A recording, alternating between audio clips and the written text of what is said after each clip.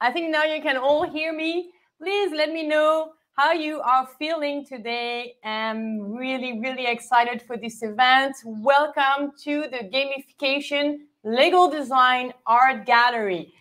So we already have a lot of you live interacting in the chat. This is great. I really encourage you to share with us right now where you are tuning in from. Where are you in the world? I would love to know. I see we have Marina here. Nice to have you. Olivia, Vanessa. Those of you are going to present in just a moment. I'm so excited. I'm so excited. All right. So today's event is the culmination of about 8 weeks of work that has been produced inside the Legal Creatives Academy to make law and compliance more engaging, easier for everybody, and more fun. Before we dive into this whole gamification thing, I just want to briefly introduce myself. I'm Tessa Manuello. I'm the founder and the CEO of Legal Creatives. I am considered one of the world's legal design pioneer. I started my journey investigating creativity and design some many years ago, before even I knew legal design was a thing. So my journey was really about investigating how we can think creatively about the law. And what can we do to make law easier, to make law more engaging, for people to be more interested in this really important topic? I mean, we all agree that law is the foundation for our societies. It's how we build relationships, how we make sure that we all live and enjoy the societies we are in. And the fact that law is so complex and so distant from the reality of people makes it a disconnect. And I was really, really passionate about this topic because I got to witness myself the pitfalls of the justice system that is just really, really disconnected from the reality and the needs of its users. And legal design is all about understanding who are our users, what are their needs, what are they trying to achieve. So as a legal professional, you can better answer those needs and provide a better response, a better service, maybe even a better product. And today at the event, you will see some prototypes that have been created inside Legal Creatives Academy that are prototypes to make law and compliance more fun, more engaging, more effective. So welcome, everybody. I see we have Goran from Serbia. Nice to have you with us. We have Vivek from India. We have Olivia from Brazil. Nonopa from South Africa, Cyrene from Tunisia, Della from Ghana. We have Vanessa from Spain, and I'm sure many more of you are here. Please do me a favor, share this event right now with your network so we can bring even more people to watch the live, to interact with each other, and to enjoy the networking experience. All you need to do is just share this link wherever you are watching. Maybe you're watching on the website. Share this link with your network on your social media. Maybe you're watching on LinkedIn. Share this on your network on LinkedIn. Maybe you're even watching on YouTube. Share as well with your network. Sharing is caring. We would love to see your colleagues come to the event. And the reason for that is because legal design is still new and very much misunderstood. And today, you will see what's possible when you use legal design, what you can do, what kind of service you can develop, what kind of product you can design to really make your work as a professional much more engaging, much more attractive. And sharing with your community will help also people get to know what is legal design, why it matters, and what's possible when you use it. I see we have Valeria from Italy. So nice to have you all. All right, so to get things started, I would like to put the context for this event.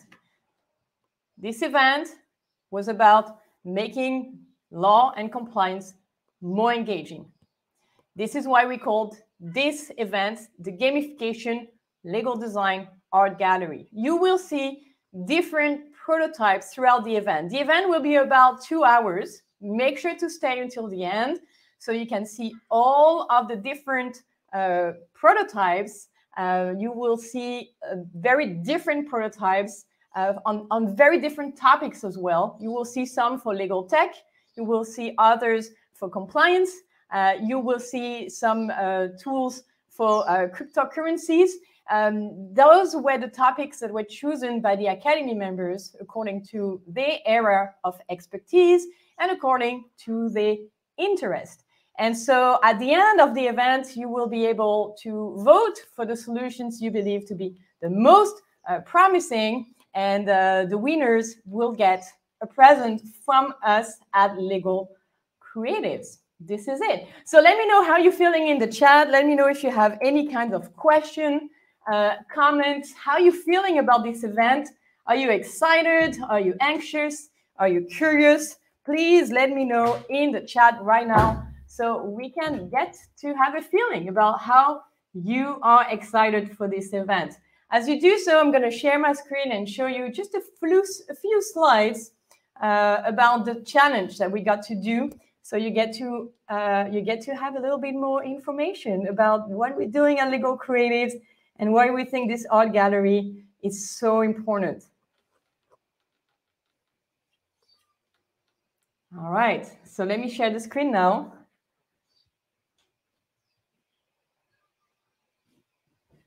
All right.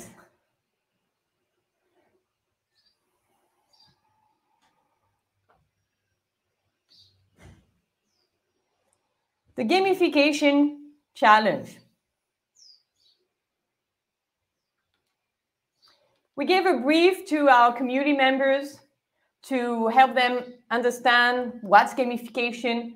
And I want you to learn a little bit about a few concepts, not too much, because the idea is to show you the outcomes, not necessarily the concepts. The concepts we've been teaching them inside the Academy to help our members really create something amazing. We know that we have a big engagement problem today with regards to law, but also in organization, in our society. Many reports found that people are very engaged with law and with legal professionals. An ABA survey found that nearly 3/4 of legal needs of low-income households and nearly 2/3 of legal needs of moderate-income households were not taken to the justice system. A more recent report by the Legal Service Corporation found out that nationwide in the USA, less than 1 in 5 legal problems are addressed with the assistance of a lawyer. In the workplace, we're seeing a huge engagement problem. Did you know that 85% of employees say they don't feel engaged at work? This is a massive problem when we think about the time we spend at work. So we said with gamification, we can do something new, do something different to really help address this engagement problem.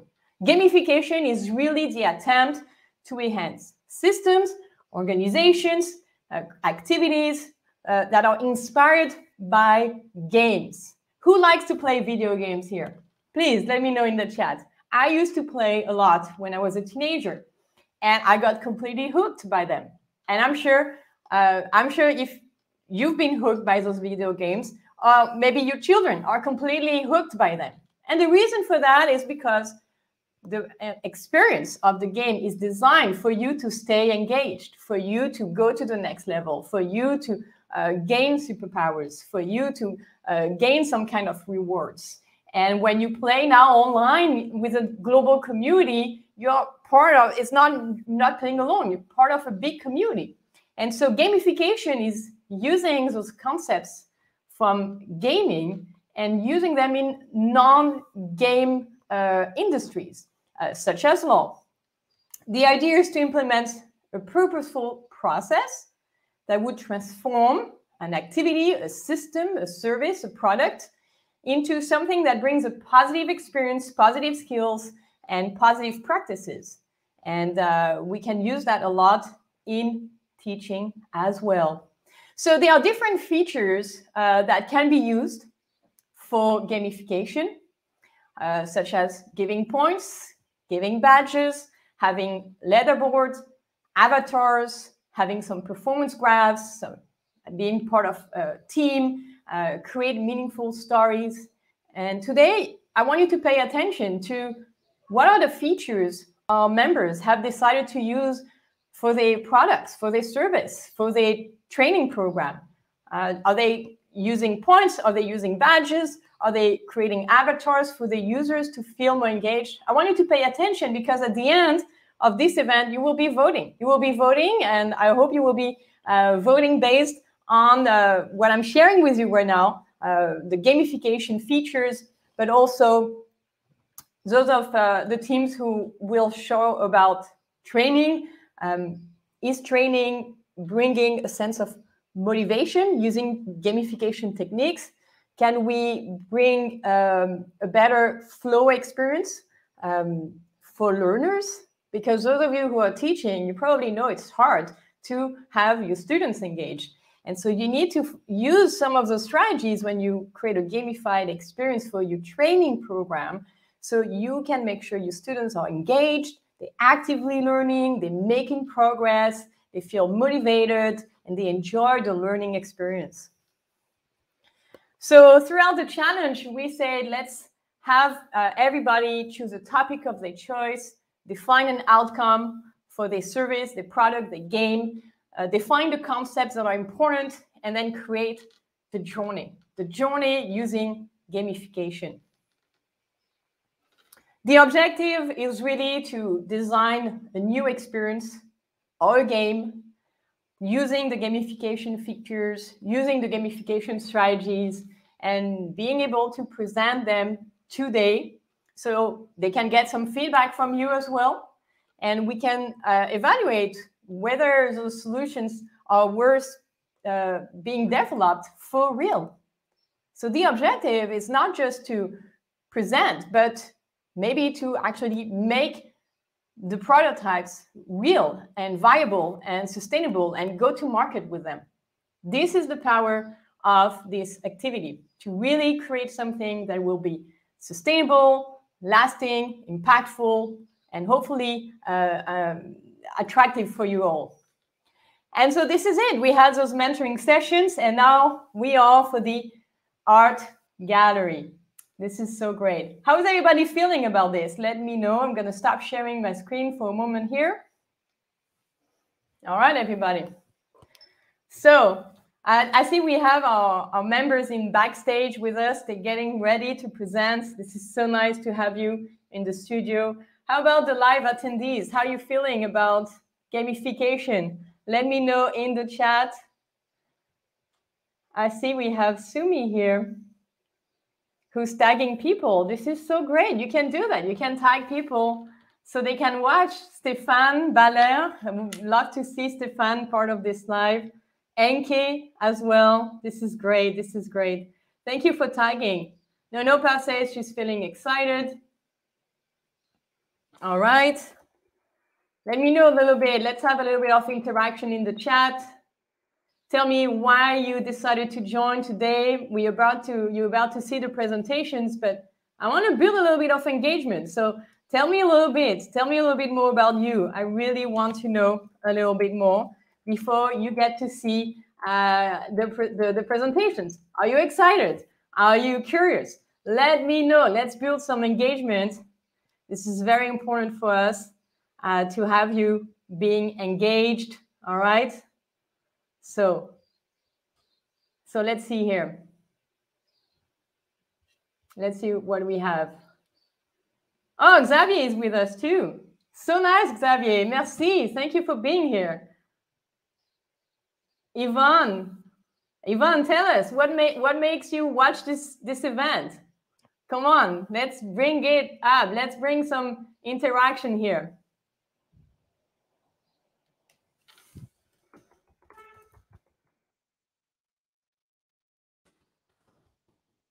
If you're not interacting, I'm going to send a poll for you.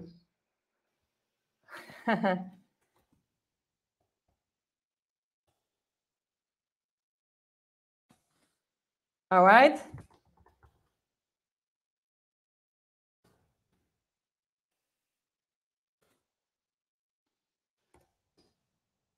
So let me see. I'm going to send you this poll. So we're going to bring engagement like this with a poll.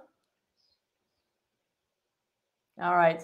Here, I'm going to share a link here for everybody. I'm actually going to share the screen, so it's going to be easier for you to see it. And we're going to just bring a little bit the energy high for our presenters who've been working really hard for the past 8 weeks. So let me just share here.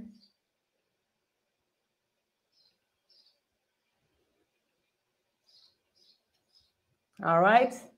I see we already have people sharing here. All right. So I have 3 questions for you. You can use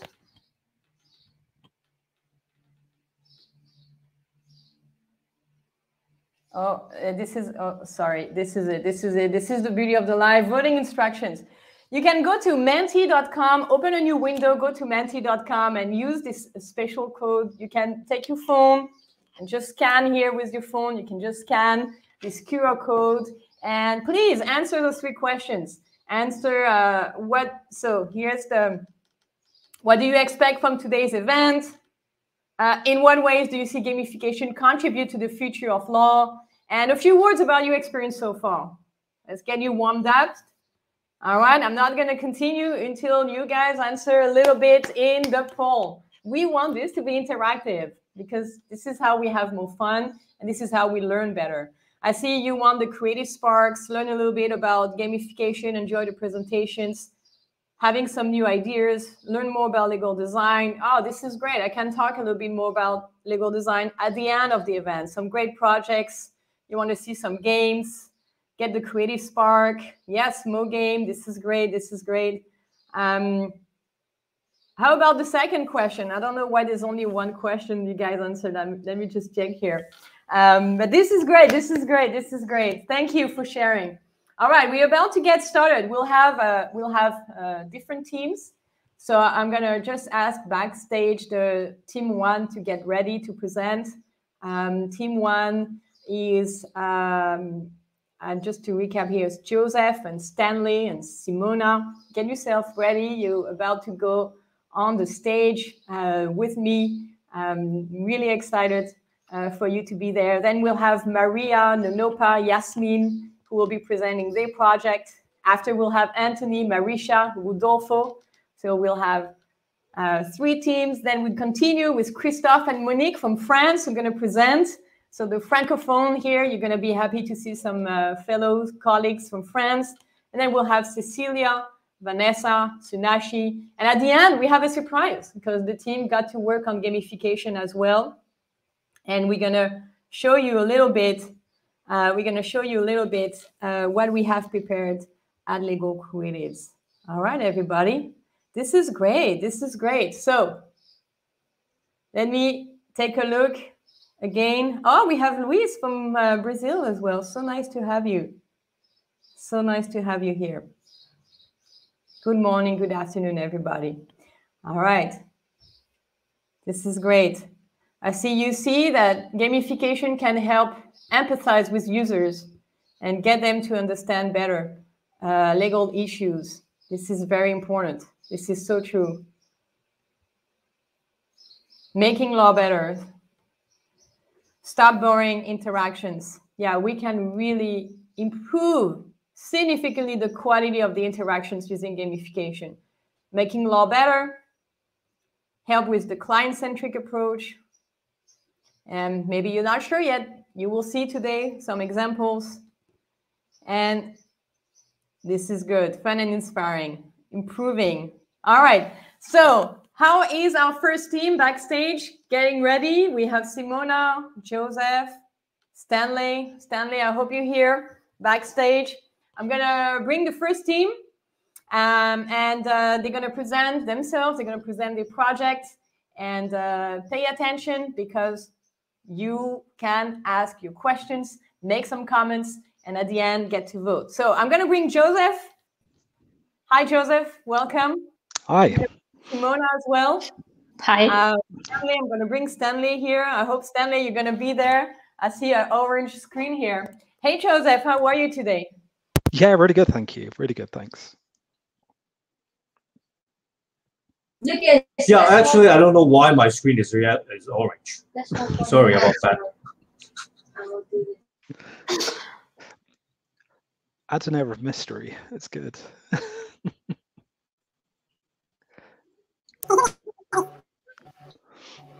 Mm-hmm.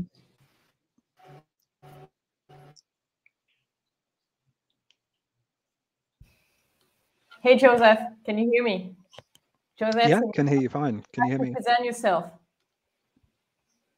Oh, sure.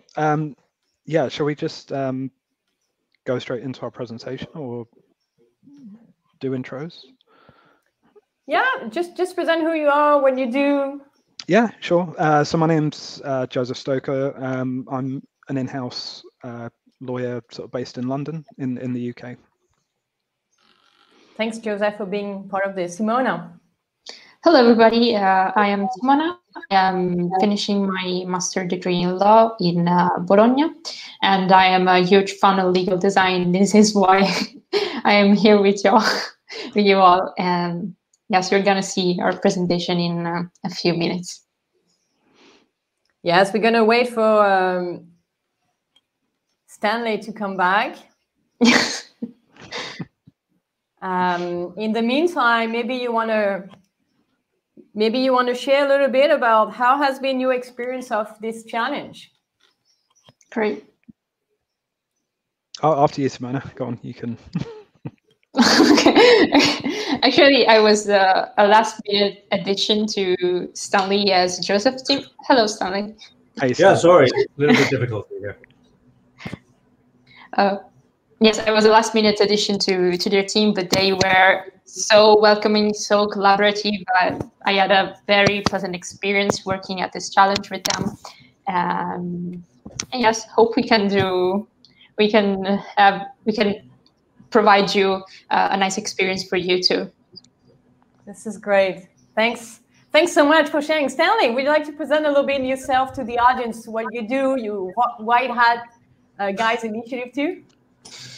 Yeah, so I recently joined Legal Creatives platform, and it's been already very exciting because I got to team up with like-minded people like Joseph and also Simona and create this very exciting project. And yeah, thanks for the tag on the White Hat Guys. This is my organization, the White Hat Guys. It's all about putting the coup in compliance. So hopefully, today we can present some fun factors to make something maybe inherently maybe not very exciting a little bit more engaging. So hopefully we can get that message through to the group. So looking forward to our sharing session with you all.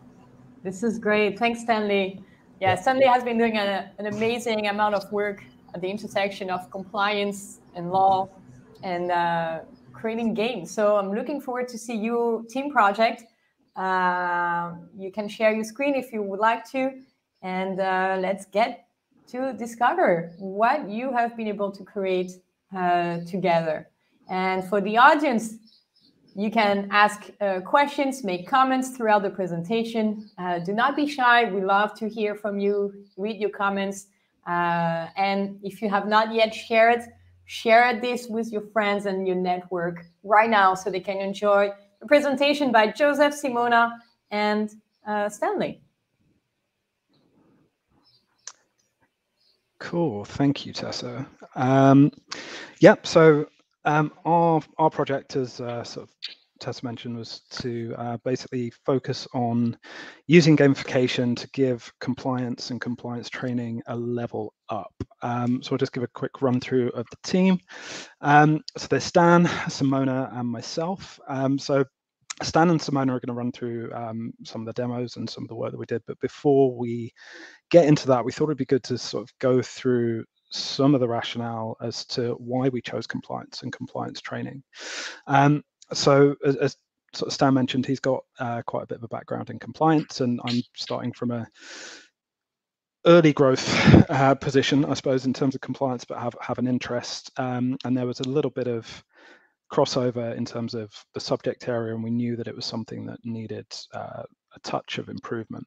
But generally, in terms of the project, some of the areas that we focused on, I mean, primarily were,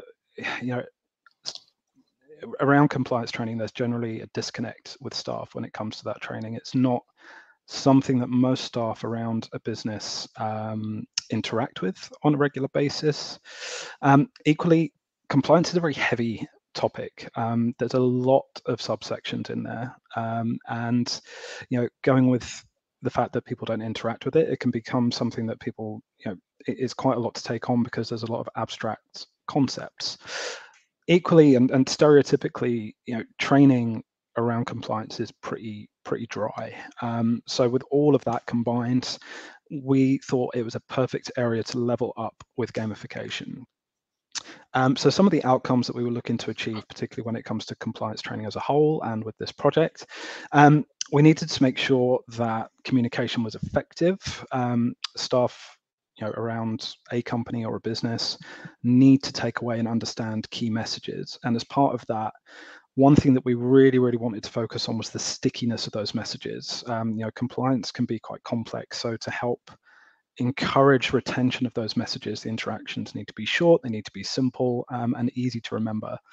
And the other big part of this as well was that we wanted to encourage active participation. We wanted to kind of make sure that that dry training was a thing of the past, and it was something where people were encouraged to take part in.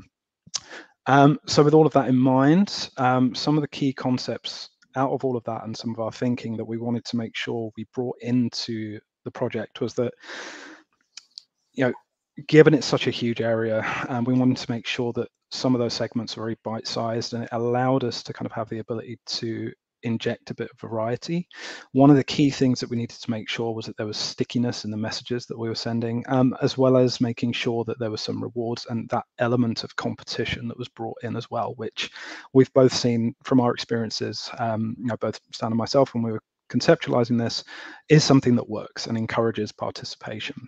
So the key things that we wanted to bring in with all of that in mind, short, sharp points of learning, utilizing scenario-led examples, and relying on gamification to support and amplify that message. So project-wise, when this was something, our idea in terms of delivering this as a project would be that in a business it could be a 5-week compliance campaign. These are just some examples of what could be done, and some topics and areas that could be looked at. Today we're going to focus on privacy and conflict of interest as well. So now we can just move straight to the game and some of our ideas. So the first topic that we're looking at is privacy. So with that theme of education and that scenario-led example, we would just start with some scenario setting. So this is around the right to rectification. So this is Rick. He's checking his bank details online when he goes into his account and sees that all of his data is wrong. His name's misspelt, his address is missing. I've messed up the video too. Sorry about that. But yeah, so the idea with that video would be that it hammers home some of the key messages around what data rectification is and the right to rectification. Yeah, take it away in terms of going through the game, Simona. Okay. We came up with 4 games with different levels of difficulty. The games are multiple choice, definitions and meaning, true or false, and words association. When doing the multiple choice activity, the gamers will be presented with a question and has to choose the correct answer between the different options. When doing the definitions and meaning activity, the gamer has to explain a concept in this gray box down below. And when doing the true or false activity, he or she has to decide if the statement is correct. And in each case, if the gamer gives the correct answer, gets points and moves on to the next questions and then to the next levels. For privacy, we wanted to set aside a little mini game because privacy has become a mini game in itself nowadays. So the user, the gamer, will be presented with the question, and that's to drag and drop these words written in the sticky notes down below. But the gamer won't be able to move the wrong answer, and once all the correct words that are correctly associated with the questions are put into the board, the activity is completed. Okay, so now on to my topic is about conflict of interest. Okay, so this is in a nutshell what would be conveyed earlier with some basic ideas. So because we're kind of limiting for time today, so I'm going to be focusing on just the second topic, which is on the financial side of the conflict of interest, where you see an example playing the video to show showing that a person who is an employee within the company establishing his own business and provide goods and services to the employer. So hence personally gaining from the employer's commercial dealings. Next slide, please. And before we move on to the video, of course, there will be some guidelines to kind of show to the user as to how we can actually handle conflict in some normal daily operations, where the disclosure is always the best rule to follow. If there's any conflict, potential conflict, if you disclose it, hey, probably most of the conflict could have been resolved if you disclose it from the very, very beginning. And of course, we have to make the user understand that this is your responsibility. It's not really the company's for such disclosure. And the third bullet point is really when there's a conflict were to arise. This is a very oftentimes a useful method to remove oneself. That's what the recusal is about, and also maybe have your role reassigned away from the decision-making process. So hence avoid the potential conflict. Next slide, please. And here's the video. Hopefully you can hear the sound of it. Pat. Hey, you can hear the sound. At Black Hat Corp's IT department. Pat also owns a small computer store, Express Tech, which is operated by his brother Pro. One of Pat's daily tasks is to provide tech support to Black Hat Corp's staff. When there are no technical issues at the office, Pat has free time during normal business hours, which he often utilizes to develop Express Tech's customer base. Express Tech is even a vendor of Black Hat Corp. He had never disclosed his ownership of Express Tech to Black Hat Corp or his supervisor. So as you can see, the guy there is not wearing the white hat, it's the black hat. So this is really the bad guy in this scenario.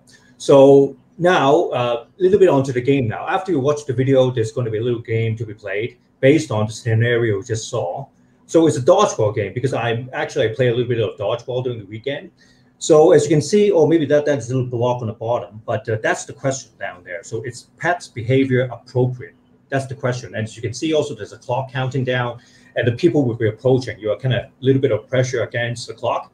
And then you have to throw the ball at the right answer. And so just for the purpose of the demonstration, the right answer is D, because Pat's supposed to disclose everything. And you throw it, and it's correct. You got that right. But let's say you get a. So what about if you pick the wrong answer? What would happen? Please demonstrate. Let's say you pick A, that he's okay to do, or B, and you get hit. Then you have to go try again. So this is a little bit of as Joseph was saying earlier. This a little bit of gamification. We get a little bit of time pressure. So we're just creating the competitiveness. As the user get more answers correct, the difficulty would also increase. Now, I'm also, because we don't have enough time to develop the whole kind of game, but actually for the conflict of interest section, we are looking into at least have 3 to 4 scenarios played out. And you see the one that is the financial gain, right? So there's another scenario where there's oftentimes of conflict of interest is in the hiring process. So again, a similar framework would be set up, a little bit of a guidelines explaining the scenario, and then the actual video followed by the game. So that's the flow of the game, and then the video, and also the question at the end to reinforce the learning. Back to you. Yeah, thanks. Cool. Thanks, Dan, and thanks, Simona. So yeah, I mean, these are just some examples of the mini games that we were talking about across the different areas of compliance. So one of the things that we wanted to make sure was that this was all wrapped up in a bigger picture. So part of that would be kind of tracking individual performance in the shape of a leaderboard.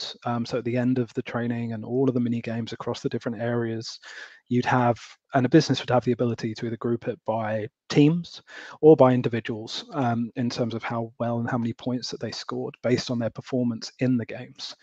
The other part that we were quite keen to ensure was captured as well was the idea of individual performance as well. So across the 5 areas, you get this pentagon where your strengths are measured, so you can see as an individual how well you've done in certain areas and where there are areas to improve.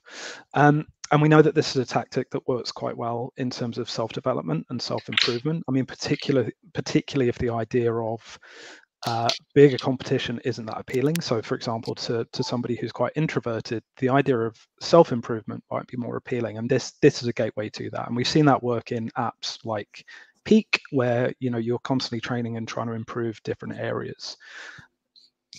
And then Simona, if you want to run through the reward piece.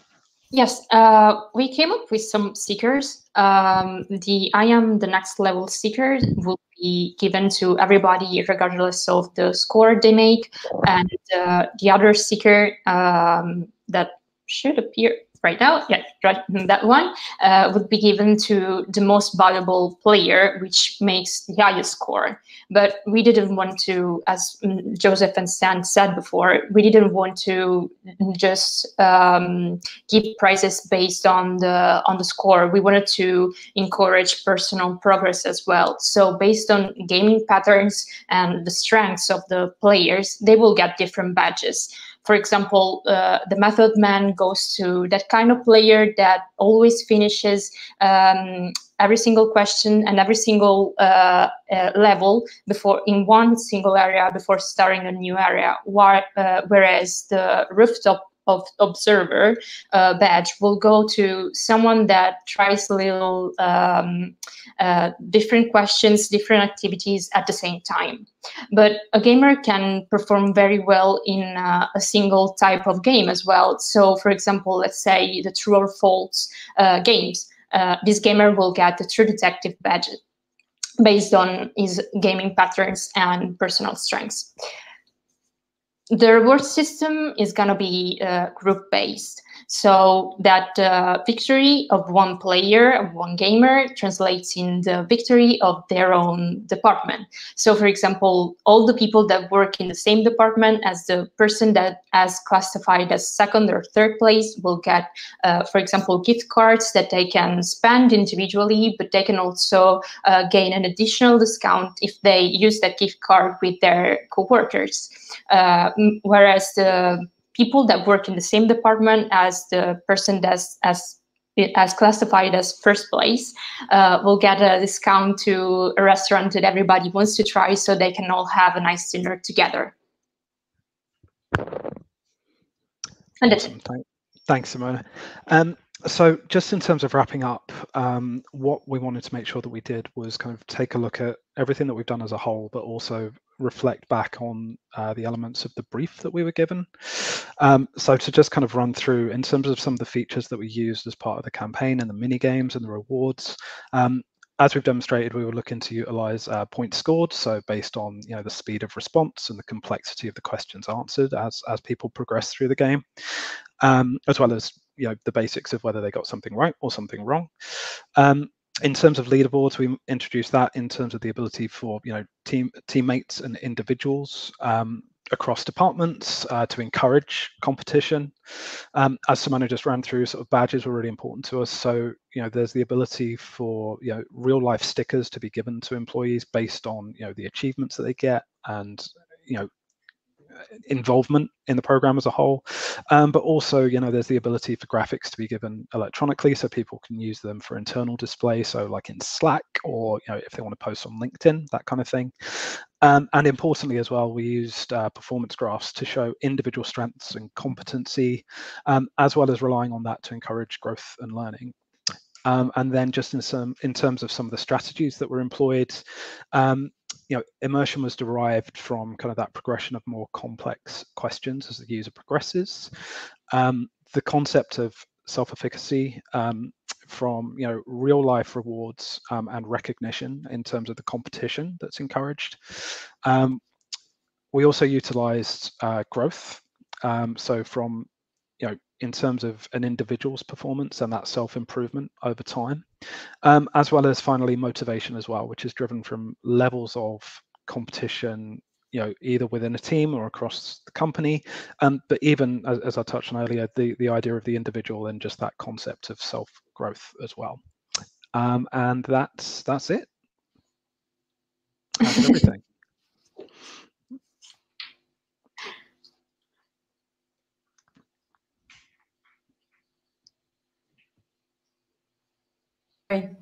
There it is. There I am. Well done, Joseph, Simona, and Stanley. Such an amazing presentation. So much work. I would be really curious to know if, first, does the audience have some questions for the team about, the process or the outcome? Feel free to share with us all in a comment. Also, I will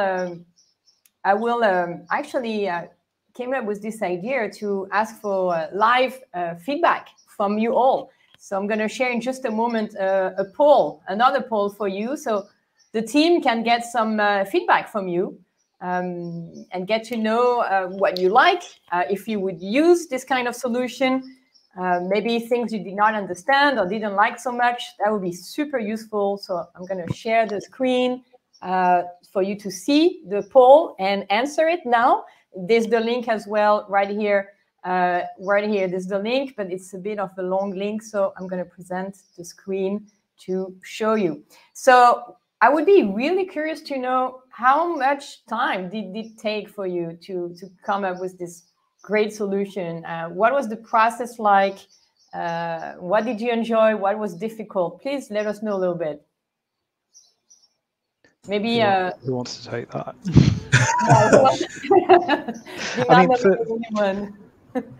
For me, obviously, at the beginning it was just myself and Stan, and we kind of came up with some. We wanted to incorporate some ideas pretty early on. So in terms of like real life stickers and sort of tangible rewards, but just the idea of those mini games as well, because compliance is huge, right? It's enormous. There's so many different topics and it varies so much, and it's just how do you get that message across? And then the other cool thing for me as well, like it was really great, sort of Simona coming in. What, a week? It feels like longer than a week. I think we spoke more with Simona than we did ourselves. But just in terms of, like those graphics for the badges and the stickers, that's all Simona.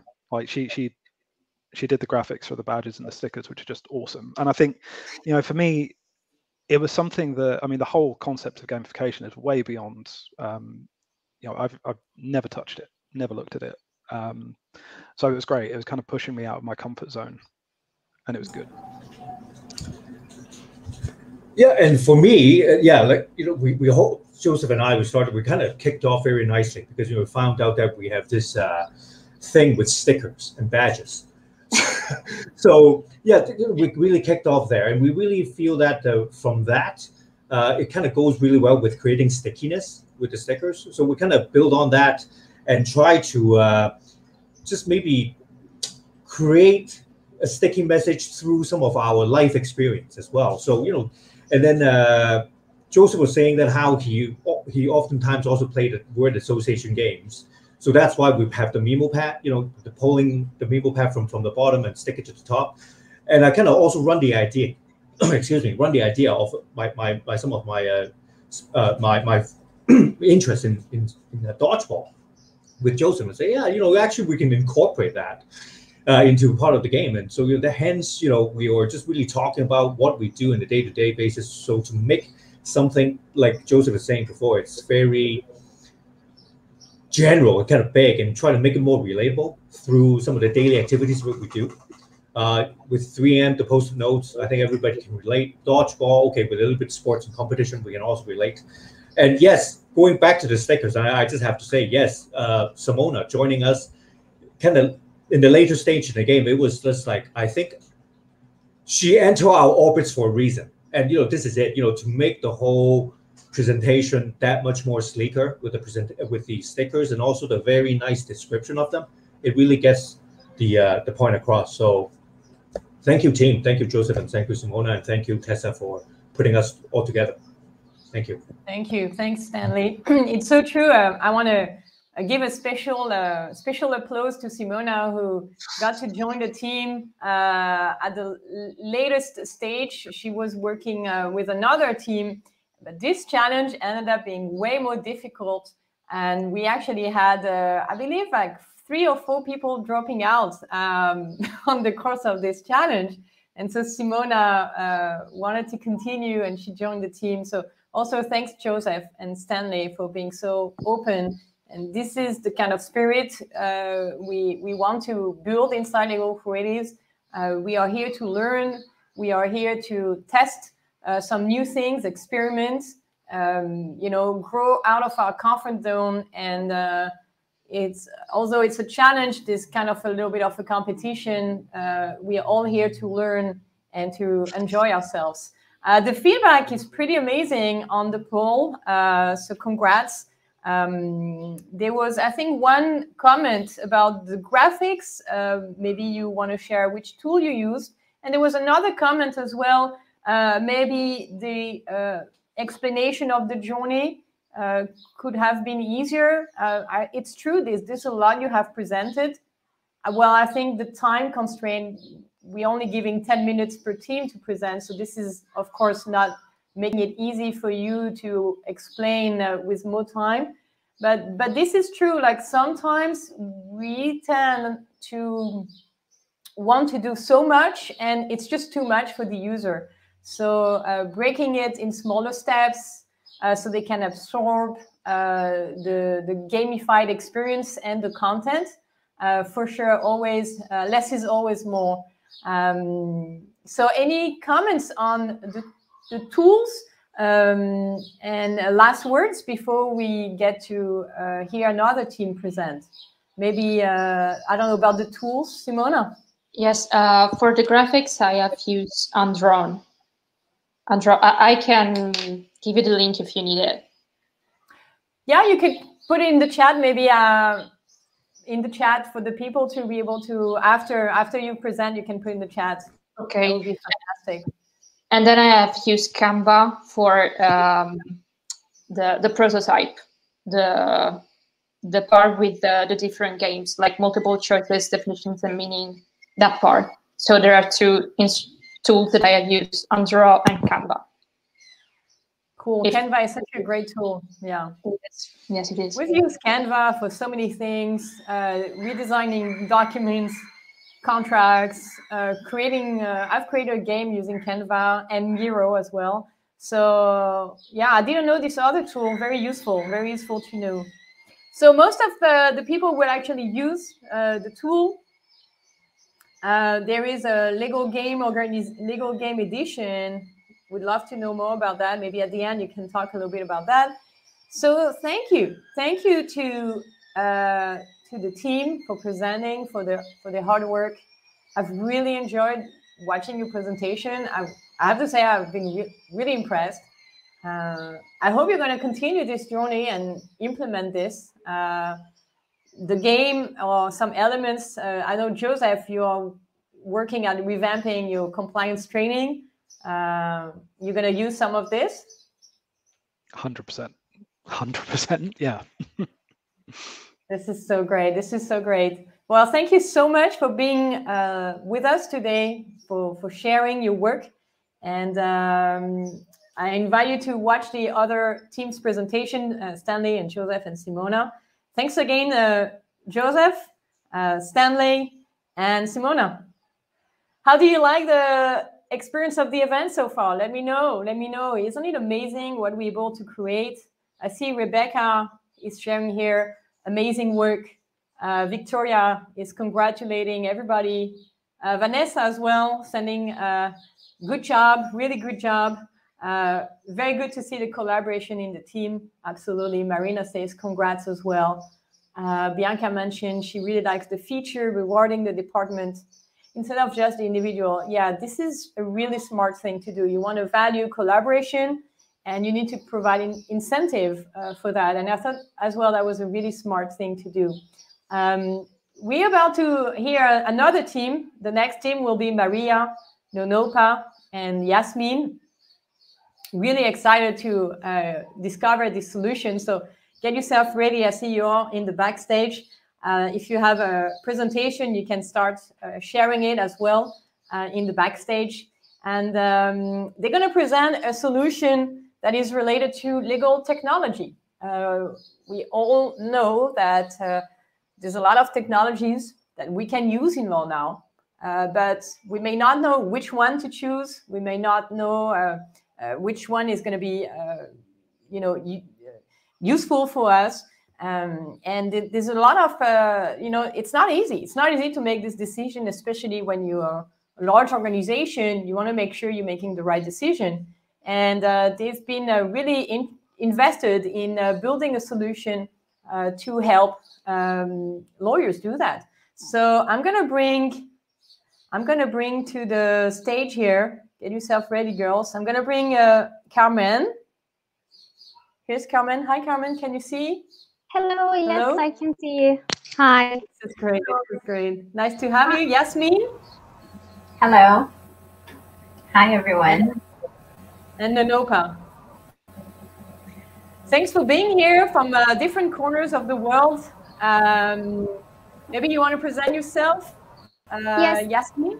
Or Carmen, I just have a question. Sorry, I have troubles to share my screen. I don't know why, but it's not allowing me.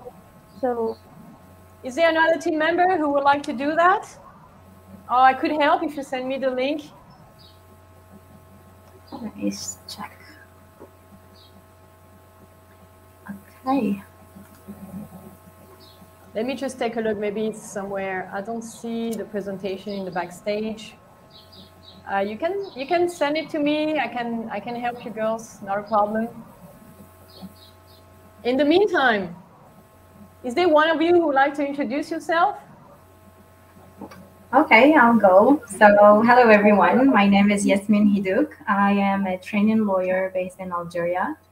I have been practicing legal design with legal creatives for a year now, and it has been really an amazing journey so far. And today, this is my third challenge, and I'm very excited to present to you with the team the solution that we've created. Thanks, Yasmin. I have the slides as well here, so I'm going to help you with the presentation. Thanks, Yasmin, for being here for the third time, your third challenge. I guess you're really enjoying them. Yeah. This is great. And Carmen. Yeah, this is also my third challenge, actually. So I will introduce myself. So my name is Carmen. I'm a lawyer, and I'm working for an EU agency with data protection and anti-fraud issues. So I joined the Legal Creatives some time ago, and I'm super excited to be part of the community and be part of all these different challenges. Thanks, Carmen, for being here. Nonopa. I don't hear you, Nonopa.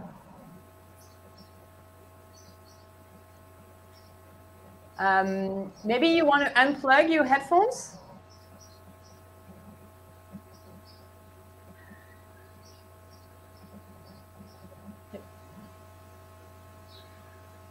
You want to try speaking? And if you unplug your headphones, I think. No, I don't hear you.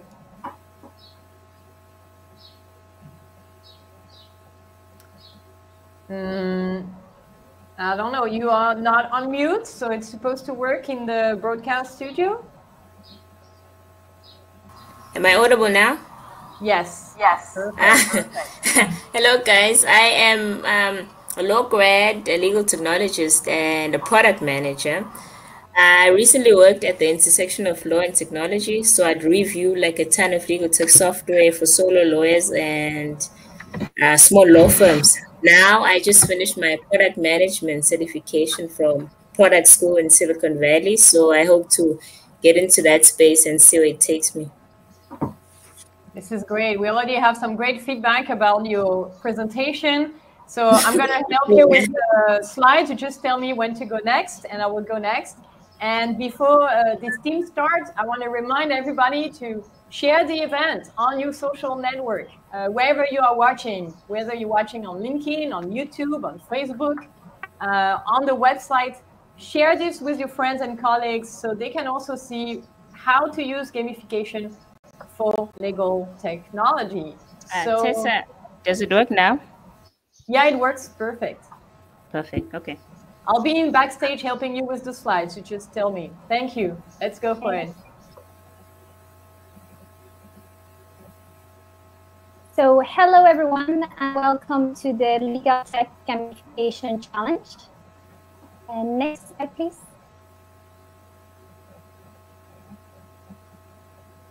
As we are a group of 3 international lawyers, me from Spain, Nova from South Africa, and Jasmine from Algeria. Next slide. So the presentation of today is divided in 5 different phases. So in the discover phase, we're going to present the user research and the insights. Then in the second phase, we are going to define the problem. And also we're going to explain the journey insights and the key learning areas. And in the third phase, we're going to explain our ideation process that will lead us to the prototypes. And finally, you can test the solution yourselves. So next slide, please. So to start the discovery phase, we asked what was the biggest challenge with the legal tech. So we created that in pool, and also we created a Typeform survey. So Typeform is a tool, very cool tool to do service, and then we use also user conversations. So we got from the LinkedIn pool 30 answers, from the Typeform survey 8 answers, and we got 8 user conversations. Next slide, please. So what are the main insights that we got? So we see that 30% of people, for them, the hardest thing are changing the mindset about legal tech, while 70% of people find that the hardest thing about legal tech is to choose a legal tech product. So now I'm giving the word to Jasmine, who will explain the problem and the ideation phases. Thank you. Thank you, Carmen. So I will walk you through the problem we've identified. So basically, after we looked at the research results that said that most users experience challenges with choosing the right legal tech product, we framed the problem to be that legal tech buyers need to be better equipped actually to choose the right legal tech product in order to maximize the chances of successful product implementation.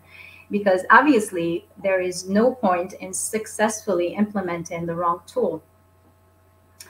So to better understand the problem, we decided to dig deeper by going on a user journey so we tried to educate ourselves on what are the criteria that one should use to choose the right legal tech product. And in trying actually to locate that relevant information, we experienced some pains. Next slide, please.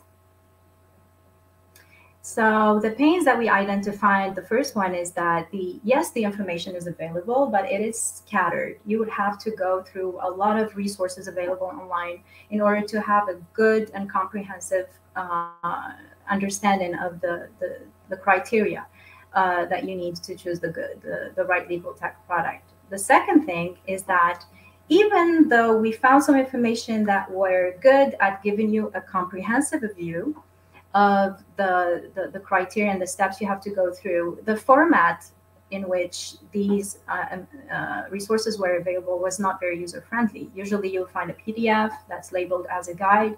You would have to give them your email address, so they send it to you as a freebie, and then you would end up with a 35-page, yes, information-packed resource, but it would be very long and not very user-friendly to go through.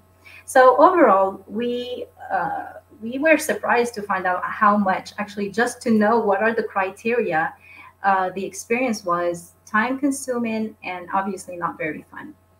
The good thing is that going through this user journey, we were able to gain a lot of knowledge and to identify many key learning areas. So what we did is that we grouped the criteria into 3 categories. So business questions, technical questions, and usability questions. So for the business questions, here you have, if you may click, Tessa. So here, actually, we have the basics. First of all, you need to validate the use case and identify your needs. So the buyer identifies the needs in the organization and looks at the particular use case of that product and see if there is a match. Of course, budget has to be clearly defined, and the appropriate buy-in from the hierarchy or from all the stakeholders within the organization need to be obtained in order for the implementation process to be smooth. For the technical questions, of course, here legal professionals might not be the best equipped in order to evaluate the technicalities of the products, but here you could use any IT person from the organization, or even hire people that are now specialized, like Nanopa, to have you look at legal tech products. So here you want to make sure that the product is secured, that it does integrate well with the current existing systems, so that it creates synergies and it flows better. And of course, that it is future-proofed, because the product needs to ultimately adapt to your future needs, so that you don't end up with a technical debt having chosen that product that does not meet your needs anymore. And of course, the usability questions. These usability questions usually, this is what users are good at focusing at, because they see the product, they test it, and they get to see whether it's easy to use or not. Does it have good ratings? So the level of satisfaction of the existing customer base by, looking online at the ratings, and of course, focus on whether or not the product comes with good vendor support. And if you actually read online about the process of implementing legal tech, most of the horror stories will tell you about how bad vendor support ruined the whole process. And here, the idea is not just to make sure that they have good customer service, but also that there is an alignment between the culture of the organization and the culture of the vendor's organization.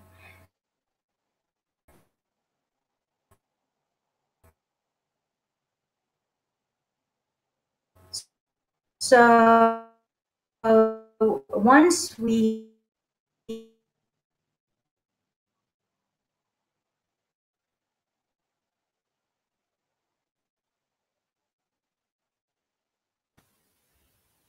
I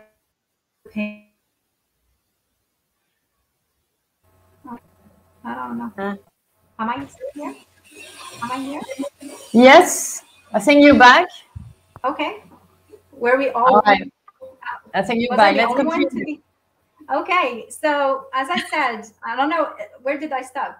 So I think that I was saying that once we had all of this insight and we have all of this knowledge, we were ready to go to the whiteboard and start ideating with the famous HMW question: how might we help legal buyers know what they should know to pick the right legal product in, and put all the information in one place and make it fun.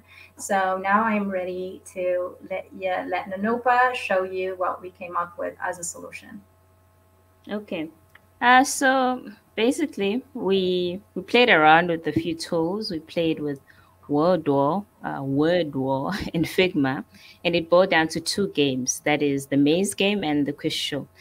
The maze, we feel the maze really captures what we're trying to accomplish. It's a game, it's fun, it's educational, and it helps you choose the right tool the right way. So the choices in the games are made up of multiple sources of research and data conducted by a lot of folks in the legal tech space, from reports to articles to guides, etc.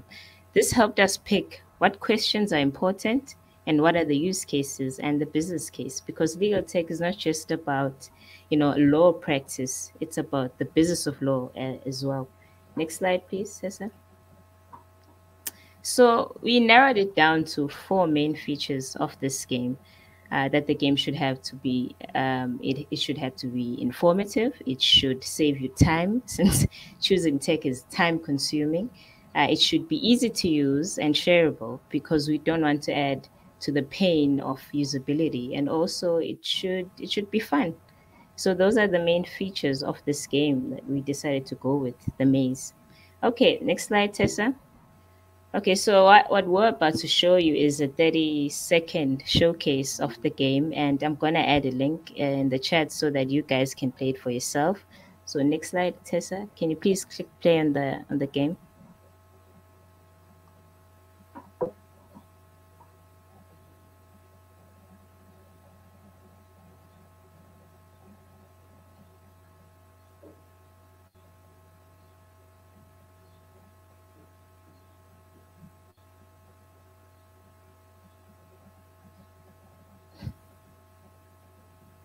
Looks like Pac-Man.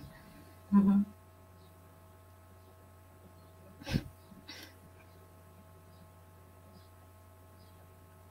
Well, there you have it, folks.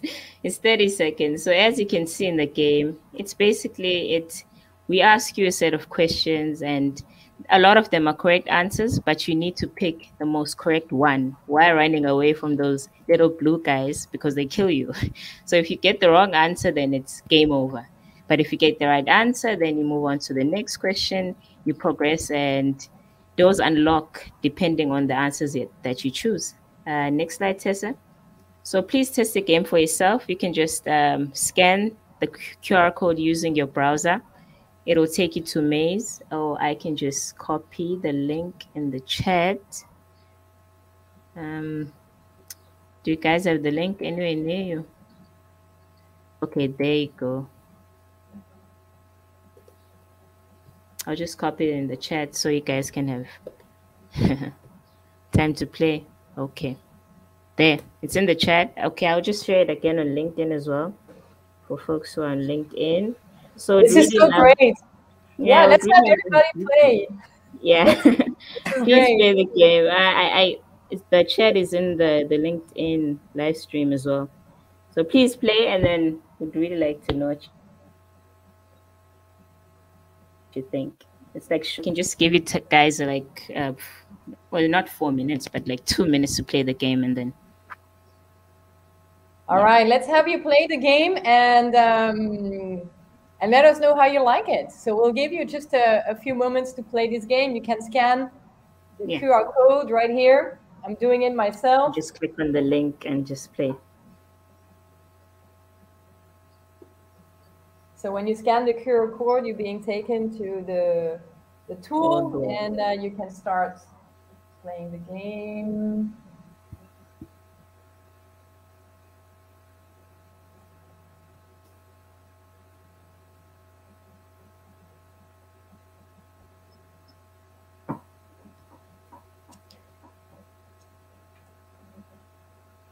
And so you can move using the keyboard on your phone. It's pretty easy, actually. Yeah, just click left and right. That's how you move in the game. I see there is some kind of danger virus thing.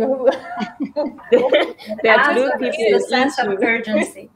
Oh, it's the sense of urgency. Yeah. Yeah, I have to play again. Like, it's been 3 times.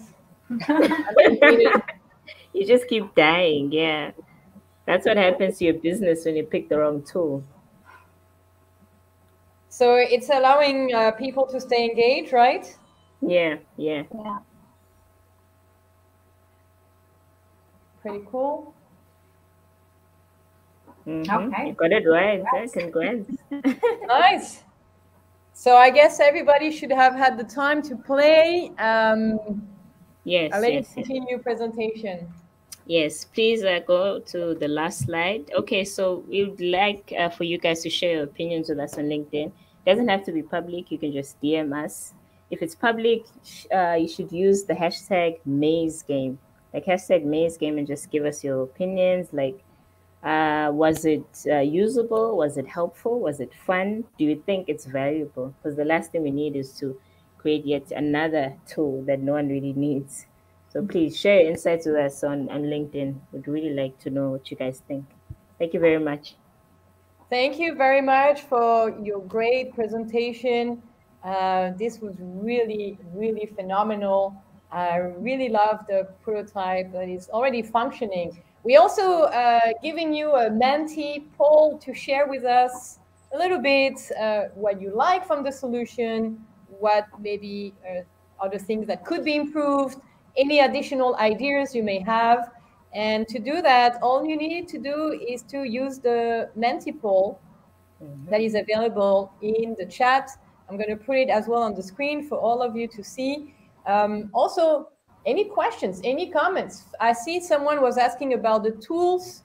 Which tool did you use? Maybe it was I think we used it, we used the word wall. Like, it's on the link. It's word and then wall to create the game. For slides, we used Google Slides. For the format of the slides, Yasmin, what did you use again for the theme of the slides? Oh, the theme, there's a great library of presentations that are compatible with either PowerPoint or Google Slide, and it's the site is called Slide Go, and you could go there, and they have really very well designed presentations that you can pretty much, copy and use, license free, of course. And for the surveys, we use Typeform. And we use the LinkedIn poll as well. These are all free tools. This is great. People are giving some good comments for you. Let's take a look here. So people enjoy the journey of researching and learning. This is great. It's fun and easy to use, easy to play. Let us know as well if there are things that you did not understand. Maybe who can use it? This is a great question. Who can use it? So we thought actually about that when we were thinking about the persona, and we said that today, many people in legal organizations are in charge of this choice. So it could be the legal professional themselves, because now with smaller organization or even organization where the do-it-yourself culture is more prevalent, you might find legal professionals looking themselves for these tools, but also anybody in their organization could be handed that task. And the thing is that we wanted to be universal. The idea was actually to say, why would anybody have to go through the same process we went through just to identify the criteria? We've already went through the pain of going through the whole resources. How about now they have an address, which is this game, and they can go to it, and they will already have our pre-matched, actually, the juice of what we've found when it comes to what criteria are the most relevant. The thing is, this is the first prototype, and we were thinking about taking this further, saying that maybe this could be an interface or the front end to actually a marketplace. So you could come and play a game that's even further customized in a way that per type of legal tech, because we have many types of legal tech products. You have ones that deal with e-discovery, ones that deal with, your billing. You might have ones that are more focused on automation, and based on those particular use cases, we will have particular questions to guide you actually through quizzes or other types of games. And at the end, you will find a short list, ideally, of the products that will meet your criteria. So this could be a very interest in future development of this idea, basically. But we want to see, are people in the legal space that are experiencing the difficulties, are they more interested in a gamified experience in order to at least know the basics and know where to start and not start from zero? Would the game be a good gate into that journey? This is fantastic. Thank you so much, girls, for presenting such a great solution. I want to congratulate all and every one of you, Carmen, Nopa, and Yasmin. Really enjoyed this presentation. I think there's a lot of potential to systematize this. And one suggestion from the audience was to accompany it with an inventory. Yes, thank you for my bad pronunciation. So that could be an idea for you to have an inventory, and you could have the legal technologies being on board with you. So well done for this great presentation. How are you all enjoying this event? We're going to have another team present in just a moment. Let me just grab here. It's going to be Anthony, Marisha, and Rodolfo who are going to present. So I want to thank Yasmin for being there. Nonopa, thanks for being there. And Carmen, thank you so much for your presentation. How are you enjoying this? This is so cool. This is so cool. I see Joseph is confirming the tool is good. Who run the world, girls? I think Anthony is going to agree on that too. He's going to present in just a moment. I don't know if Anthony is here in backstage. Marisha and Rudolph are backstage. They're going to come up in just a moment. Get yourself ready. Thank you so much for being live. This is such a great event, celebration of legal design around the world. As you have seen in this community, we have people from everywhere. You just saw a presentation, Africa and Europe. Now you're going to see from North America and South America. This is so fun. So let me bring the next team. I'm going to bring Rudolph to the screen, as well as Marisha and Anthony, who are going to present the project. So welcome to the show. So nice to have you. So nice to see you, Marisha and Rudolph. Anthony, please introduce yourself, and you can get started with your presentation whenever you want. Rudolph, you want to present it? Ladies first. Marisha, you want to present yourself first? Yes. Sure. Thanks, everyone. Can everyone hear me okay? Yes. Fantastic. Hi, everyone. I'm Marisha. I'm a lawyer and a legal technologist. I'm also a legal designer. So I currently have my own startup that is an innovation consultancy for law firms and healthcare providers. I'm based out of New York, and I'm really excited to be here. Thanks, Marisha. So nice to have you. Rudolph. Yes, hello. I am Rudolph. I'm from Mexico. I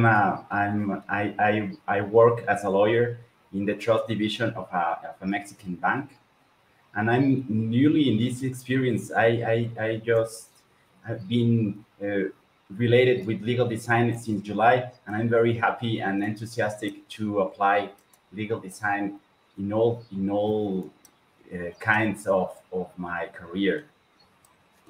Thanks, Rudolph. So nice to hear you already applying in the real world at work, in your day-to-day work. Anthony, welcome, Anthony.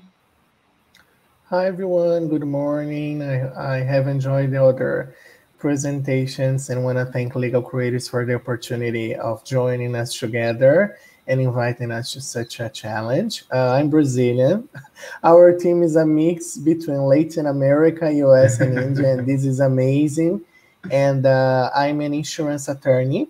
I have met legal design through Tessa.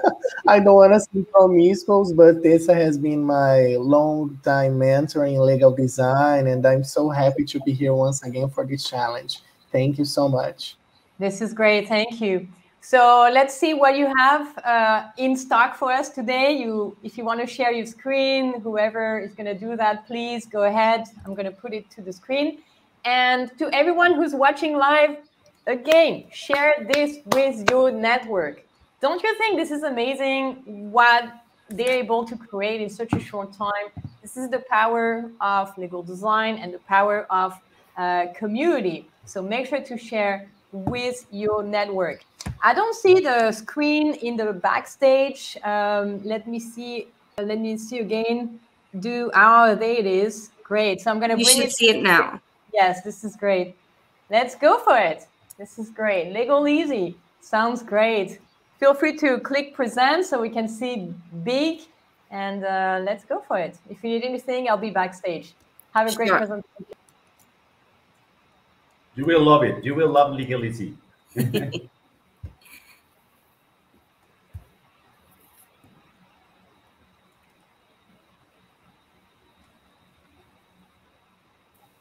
Rudolph, if you want to start. Oh, yes. Yes. We have this Legal Easy trademark that we create for this legal platform.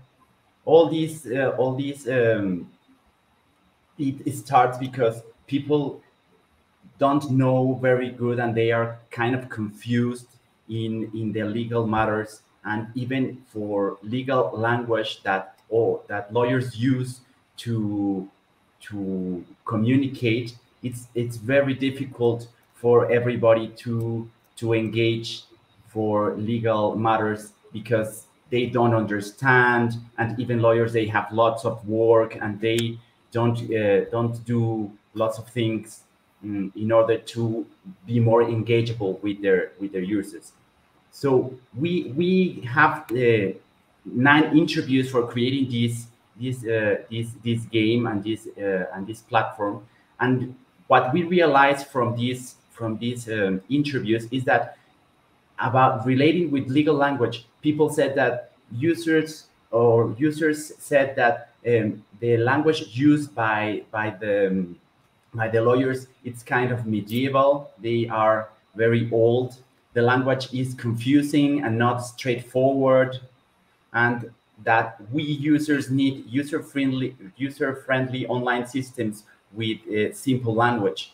And we realize that people need to have simple language and easy to understand in order to be engaged and related with legal matters.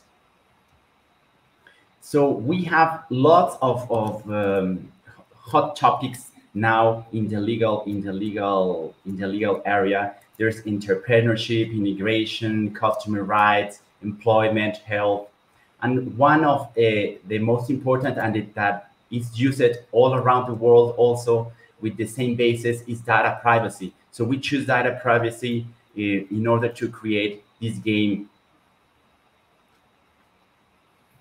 So we have one goal. We have this one goal from our team that it's from USA, from India, from Mexico and Brazil, and it's to be engaged with the gamification and empower the users to be related with legal matters with easy language. And it's great.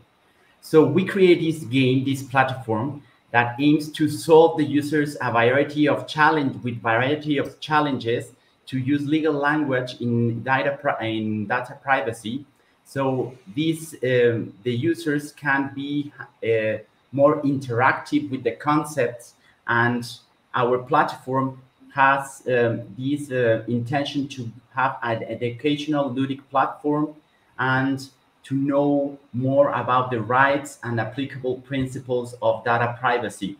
It's also an scalable platform because it can be used for different legislations all around the world, just in order to adapt the regulations from each country. We have these users, these personas, and these are the personas that are going to be playing in our game. It's Thiago, a musician from Brazil, 28 years old. Darsha, a grad student from India, 30 years old. And Maria, it's a divorce lawyer from Mexico, 38 years old. This is how the personas who are playing our game. And we have in this game multiple platforms in order to be engageable.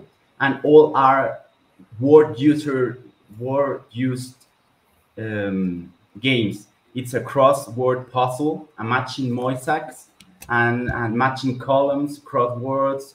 It's interesting for everybody. Word search puzzles are very good for everybody. And by reading and engaging with these games, you can also learn the legal language in an easy way and learn your rights and the way you can defend them in the data privacy matters.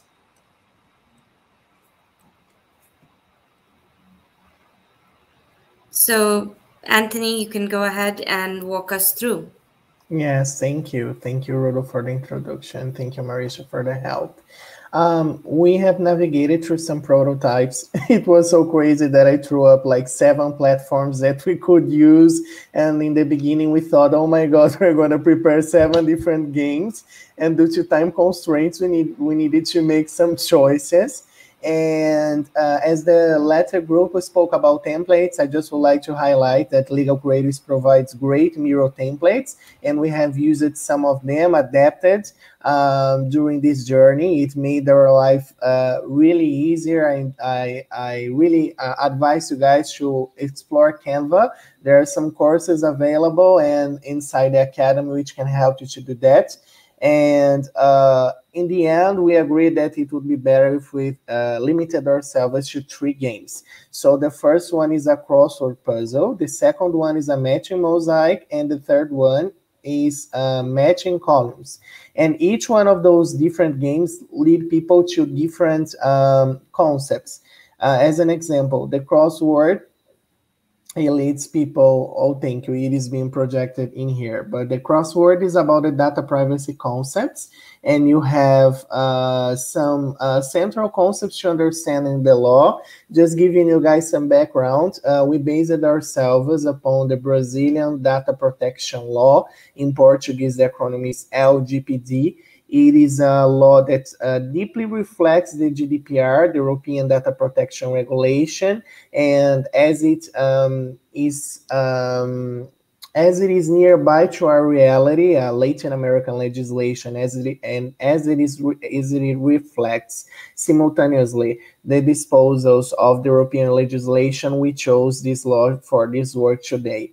And so you have here a crossword. It is a format that is widely available, that people are familiar with.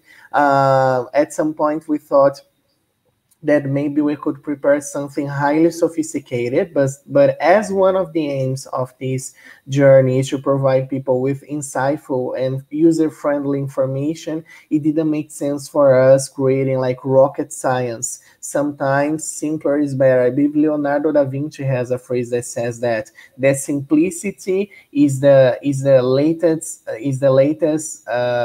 layer, the highest layer of sophistication. So if you have good grounds, you can communicate your information in a simpler manner.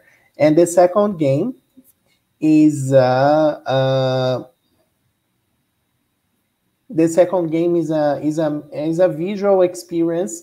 During our conversations, we thought about using games that allowed people to receive knowledge and to exercise knowledge in different manners. So here you have different cards, and we try to be creative using the images, like using pop singles that said things like needy for necessary, which is one of the principles of application of the law. So we believe it will be engaging. As our game is, as the personas we have worked during the user interviews and the questions that we made are younger people, like from 20 to 40, we believe that this would be engaging. And the third game, it was a game where you needed to relate different phrases. The first one's about the rights of the data subject, and the second one's about the meaning of those rights. People often complain about legalese. My research is on insurance, but I realize that this applies wholly, to legal matters. So this, as you guys can realize, those games increase in difficulty level. So people start with something easier, the crossword, and the memory, then the visual game, and then those rights of the data subject. The intention is helping people to crystallize their knowledge. And we also have prepared in the Canva, sorry, if you could go to the first page, please. Yes, to this one. To the second, sorry. We have prepared some game rules to instruct people. So we have this first page, and that's our work is we have the presentation explaining all the rationale behind that, but we also have this Canva that is supposed to be a guide for people. And we have here the rules explaining that we are working on the Brazilian data protection law, suggesting people to check out the phases, suggest inviting them to play, inviting them to enjoy law. I love a phrase that says that things are not to be endured, they are to be enjoyed. And I believe that this in the future can be applied to law. I believe that this is why we are here. This is what we are here to. And the last one is explore, because we believe that those games should foster people to look up for deeper information on their rights. And one of the biggest difficulties that we have is that people are not able to understand which their rights are. People are not able to understand how they should behave if they cannot understand what the law subjects them to. And Margaret Hagan, in one of her works, says that she has prepared, I can recall, a fluxogram about the relation of people with law, and it starts with identifying the legal norm, and then understanding its content, understanding how it applies to your life, simplifying in here, and then deciding on whether you will behave according to it or disagreeing with it. Here in Brazil, I don't know how is the experience in Mexico and India, but here in the USA, but here in Brazil, although we have a data protection law, most companies have not adapted to it yet. Most companies are non-compliant. And one of the main reasons for that is because the law is difficult, they can access lawyers easily, and the process is difficult. So one of the intentions of this game is helping people out with that. Thank you. Great. So we are going to go ahead and continue our presentation. And what we wanted to bring to the forefront was where we go from here. So after having created the prototype, we started thinking about how are we actually going to move this out into the world. And a part of that was doing research on how big the educational gamification market was. It is getting a lot of investment, especially over the last couple of years. And we believe that by using this business model, everything from donations from nonprofits that are looking to educate people around data privacy to having ads within the games that can be for law firms or legal aid services, doing in-app purchases where people can purchase tokens so that they can, continue to play the games and move further up in levels. We would be able to get, or our aim is to be able to hold about 3% of the market with these data privacy games that we will be developing. So the way that we hope to be able to move these out into the world is to partner with government bodies and put these games where people are looking for information. So whether that's on the GDPR website or with partnering with NGOs and places that people go to understand their legal rights, especially around data privacy. We also hope to be able to have partnerships and also use social media to be able to advertise these games. Like Tessa has been saying, for us to be able to share on our LinkedIns and other social media. So we looked at where we sat, or where we hope LegalEasy will sit as it continues to develop. And we realized that laws are educational, but they're not always engaging to read. I mean, you know, a lot of us are attorneys, but, you know, reading constitutional law on a Saturday morning, maybe not the most interesting thing to do. So we were looking for something that wasn't on that extreme, but then also a lot of the mobile games out there, like, you know, Candy Crush and a lot of the games that we love, they may be fun, but they're not necessarily educational. So we hope that Legal Easy is a mix of being educational as well as engaging. We think that the format that we have for Legal Easy being something that is around data privacy, this is a global issue right now. So we believe that this is scalable, like Rudolph said at the beginning, not only to Brazil, but also to Europe and India and the US, with California coming up with the privacy laws that they are. So we do think that this format can be used plug and play with any type of information. The games themselves are easy to use and understand, and we will continue to develop that. We hope that the games have a sticky factor, and we've heard from some of the users that we tested with that, you know, they are fun to play, or at least challenging, that they want to come back. And finally, we hope to be able to have partnerships with law schools and other people in the legal space, so that we can continue to put information out there that is relevant and important for the specific cause. So finally, to end, these are some QR codes that have access to the main data privacy regulations in Brazil, Mexico, and the USA. We hope that you'll be able to look at these and then play our games. We'll drop the link in the chat so that you'll be able to see how we've taken the information and hopefully simplified it. So that is our team. Our team is La Salsa Asha, which basically means the salsa of hope. And we hope that our presentation and games have the secret sauce that you need to have fun. That's so amazing. Thank you so much for this great presentation. Wow, really impressive. I see in the chat, people were saying, so nice you got to actually test it with real users. This is something that we really encourage the teams to do. Otherwise, we just have some intuitions, ideas, hypotheses, but until they are validated with real users, real potential users, we never know. We never know for sure if people are going to love, use, engage. So that was really well done. I'm going to share with everybody a link so you can give feedback to the team. That was the project by Rudolph, Anthony, and Marisha.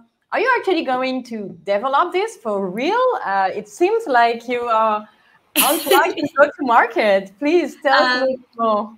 So legal gamification as a whole is an area that I'm very passionate about. A couple of years ago, we actually came up with an idea at the Global Legal Hackathon around gamification, and we've been working here with the UN and with some other partners to be able to get those games out to market. And when I told Rudolph and Anthony about it, they were equivalently excited. So, you know, I am an entrepreneur myself. And so we hope that with all of our skills and expertise, Rudolph and the legal, you know, all of us in the legal space, but Rudolph specifically around the rules of the game, Anthony with his background in design and mine in entrepreneurship, we'll be able to take this forward. This is absolutely fantastic. And we have a brand. It's Legal Easy now. Well, you can count on us for anything you need. If there's anything we can do to help. I see people are saying the tool is amazing, very well thought out. Games are easy to understand, give actual information. Apparently, so far, people seem to understand it easily. They would use it, definitely. It would be better to see it in real life, of course. Like, this is a prototype, right? This is 8 weeks of work, and people have work to do in the office. You know, Marisha is running her legal tech. Anthony is working in a law firm, working using legal design and innovation. and Rudolf is in-house in the bank. So, you know, for the time constraints, this is really phenomenal. So I want to congratulate the team for doing such a great work. Any questions from the live attendees? This is your opportunity to share questions, comments. Please use the chat. And it would be fantastic to see you take this global, take this exponential. I would love that. All right, everybody. Yeah. So, yes, Rudolf, go ahead. Yes, and apply creativity to all what you make. It's great. We as lawyers, we can apply creativity for everything, and legal design, it's a way to do it. This is great. Let's make this happen. Really, really love your solution. So well done once again to this team. Such an amazing, I hope you enjoyed this experience. I'm sure you did. It was absolutely fantastic. And we already have plans for a party when Rudolf and Anthony come visit New York. We're going to make tacos and have margaritas. You know, it's going to be awesome. So everybody will do a live, and anyone that's in any of these countries, you know, please come join us. My God, I want to be there for this event. Margaritas. Fantastic. Tessa, you're invited to all of our events. You're welcome to that. Please join us. So great vibes, really nice. Thank you so again, Marisha and Rudolf and Anthony. That was great. That was really fantastic. Who wants to go to New York and get to help make this project come true? At Lego Creatives, we actually have a 1 billion challenge. I don't know if you've ever heard about it. Because we believe with this methodology, we can reach 1 billion people and change their lives for the better using legal design, innovation, thinking creatively about the law. So this totally falls into the project of reaching 1 billion people. Let's continue. We have 2 more teams. I see we are running a little bit late on the schedule, but I think you won't mind if we take a little more time so you can see the other solutions. So please stay engaged, stay with us, share with your friends and your colleagues and your networks about this live so they can join us. And thank you for all of the claps here. We're going to have another team who's going to present. This is going to be perfect for the Francophone who are watching the live or will be watching the replay, because they are a team from France. And it's going to be a really interesting project that is really designed for notaries in France. What a cool idea to have a project for notaries. We don't talk so much about this segment, but we talk a lot about lawyers, we talk a lot about in-house. How about notaries? So Christophe and Monique are going to join on the stage in just a moment. I see the slides are already ready in the backstage. This is amazing. So I'm going to bring Christophe. Hi, Christophe. Hello. Hi, Tessa. Hi, everyone. I'm so confused to lack. I was absent at the beginning of the presentation. Please, sorry. This is great, Christophe. I'm going to bring Monique as well. Hi, Monique. Hi, everybody. Nice to see you. Nice to have you. What I'll do is I'll stay with you guys. So if you need some help with English live interpretation, I'm going to be happy to, help with this. I want to congratulate you. Félicitations, bravo, for the efforts of doing this and doing this in a foreign language. This is going to be amazing. Let's get started. I'm going to bring the screen of Christophe here.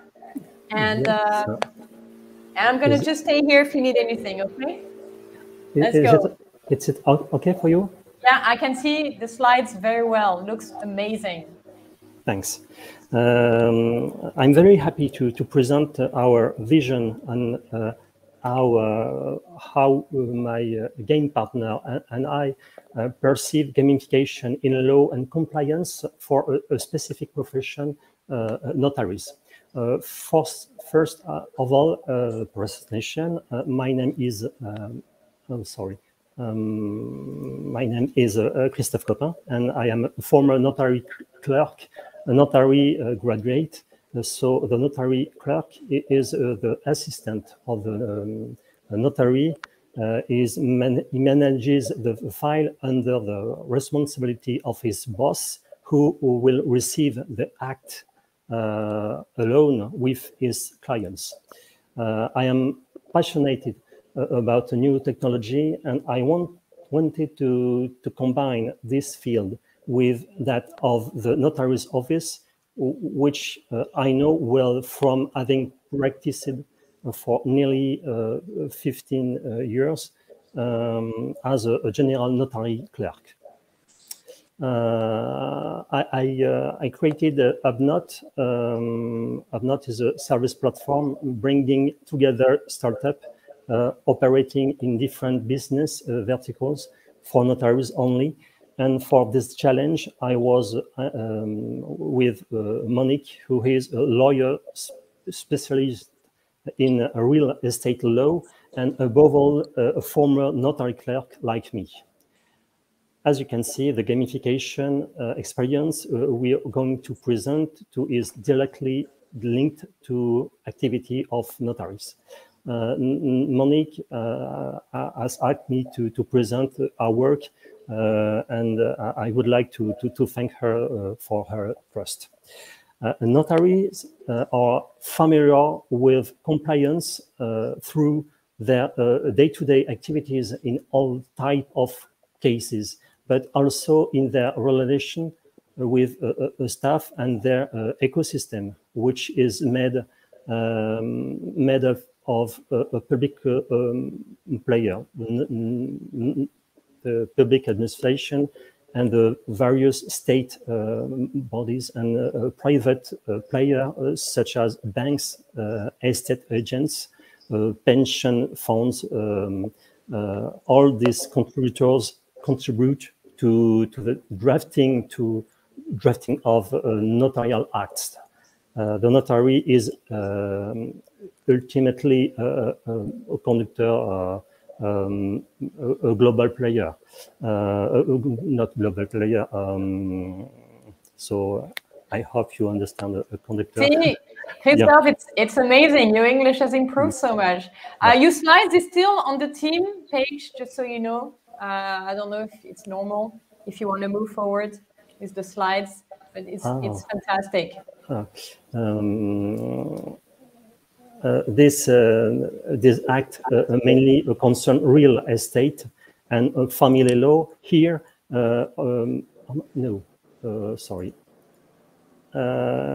here, this act mainly concern real estate and family law.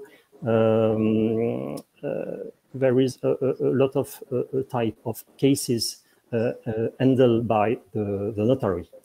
As you can see, the field of competence is wide. If you want to buy a property, get married, adopt a child, make a donation to one of your relatives, or receive an inheritance, the notary is a must. This is often a common denominator of this case is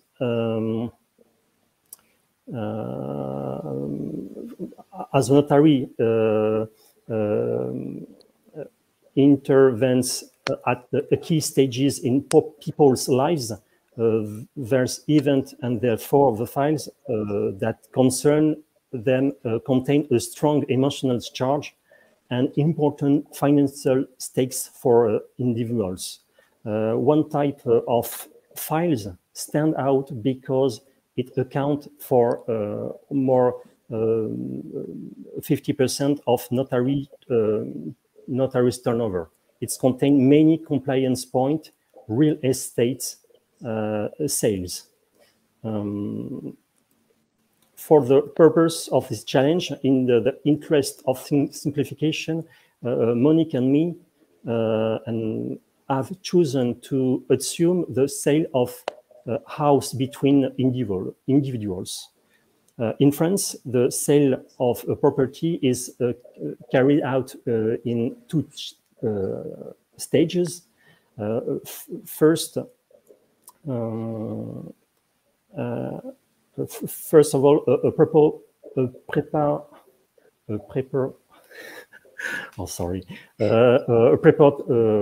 preparatory contract that lays the foundation of the real estate transaction. This is how, as a compromis de vente in French, like is a part what is now in law as a pre-contract. Then there is the deed of sale itself, which is a final deed received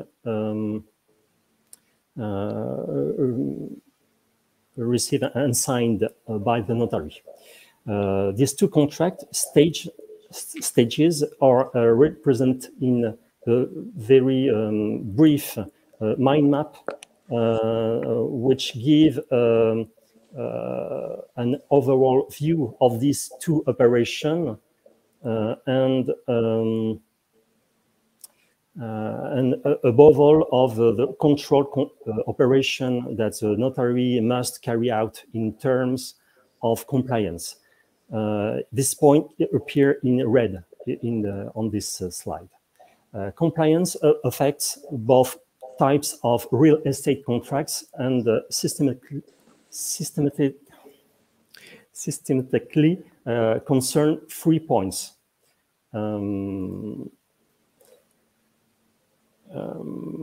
The parties, the property to be sold, and the deed of sale.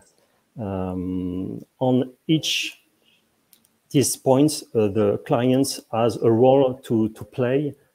Oh, sorry.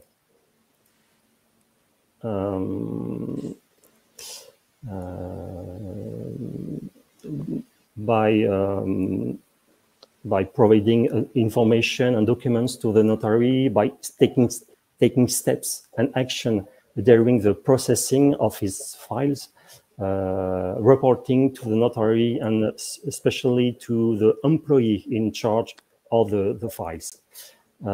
In reality, the current model generates a lot of stress for the client and also for the notary's staff, who always have a very heavy workload. Gamification is therefore a suitable tool to dealing with the problem encountered by making the client face up to this responsibility. He must be an actor of his file, responsible and act in the best possible way, be efficient. Gamification experience should allow to make the relationship between the client and the notary, and especially the notary's clerk in charge to the file, more freed during of the contractual stages, with generally last 3 long months. Save time and energy for the clients and the notary to make the clients more loyal, who will see the notary as a partner for his future projects. Gamification acts as a differentiating element among all the colleagues and sorry, I read the document. So sorry. This is great. This is great. Félicitations. All is good. Can I help? You're almost there. You're almost there. Let's continue. I found as a gamification and to make the client more reliable, who will the notary as a partner for his future projects. For gamification as different. Oh, so sorry. From the setting up of the file to the signing of the deed, of even beyond, all the issues involved in the file can be integrated into the gamified experience, highlighting compliance on other point of difficulty encountered by the notary and his clients in the sale of the real estate, which is a type of a file chosen.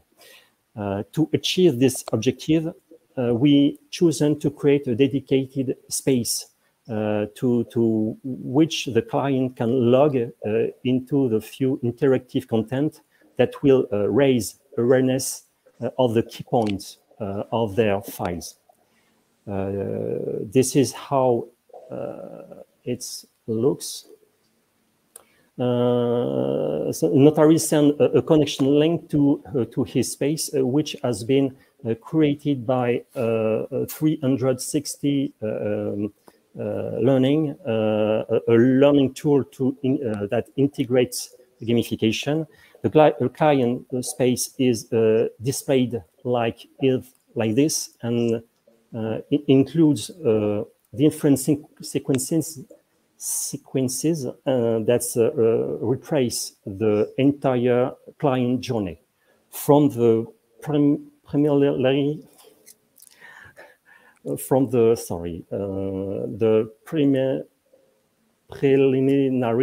sales agreement, which is a first stage, to the signing of the deed of sale. We hand over of the key and even beyond, as I said. It starts with a welcome message from the notary to the client.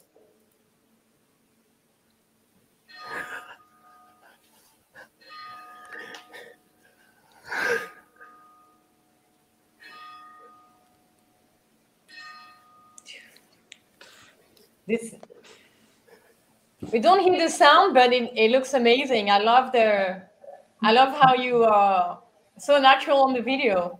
Oh. But we don't hear the sound. Oh, what's a pity. Sometimes it happens, but so I'm not an actor, but this message I want to demonstrate. It's important to show the face of a notary and his team to connect in the best condition. Yeah. And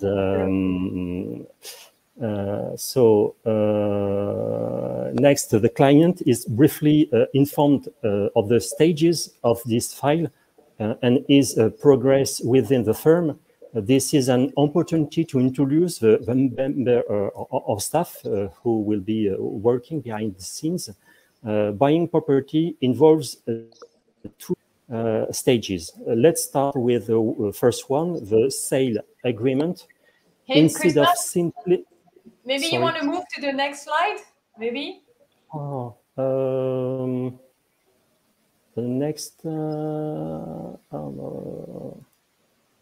Oh, sorry.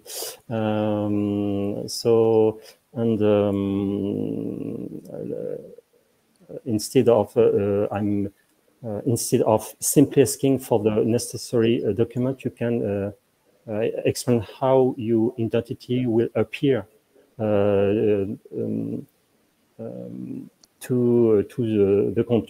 the contract. For example, the client should connect with the requirements of the contract is about to sign. For example, this is what the customer may find out, a multiple choice question about that form, that's from the appearance a paragraph takes. Depending on their answer, the customer move on the next step if their answer is right and it's wrong. So he has an explanation that must be fun and able to guide him to the right answer. In my opinion, the level of copywriting must be used. Startups have integrated this into their online training, such as Google, which takes care of this point. The question asked can take various forms, associating concepts by creating pairs, finding a sensitive element in the image, or so we look at another possibility. Each question is an opportunity for the clients to share their learning, and you can see it is here with the emoji, and the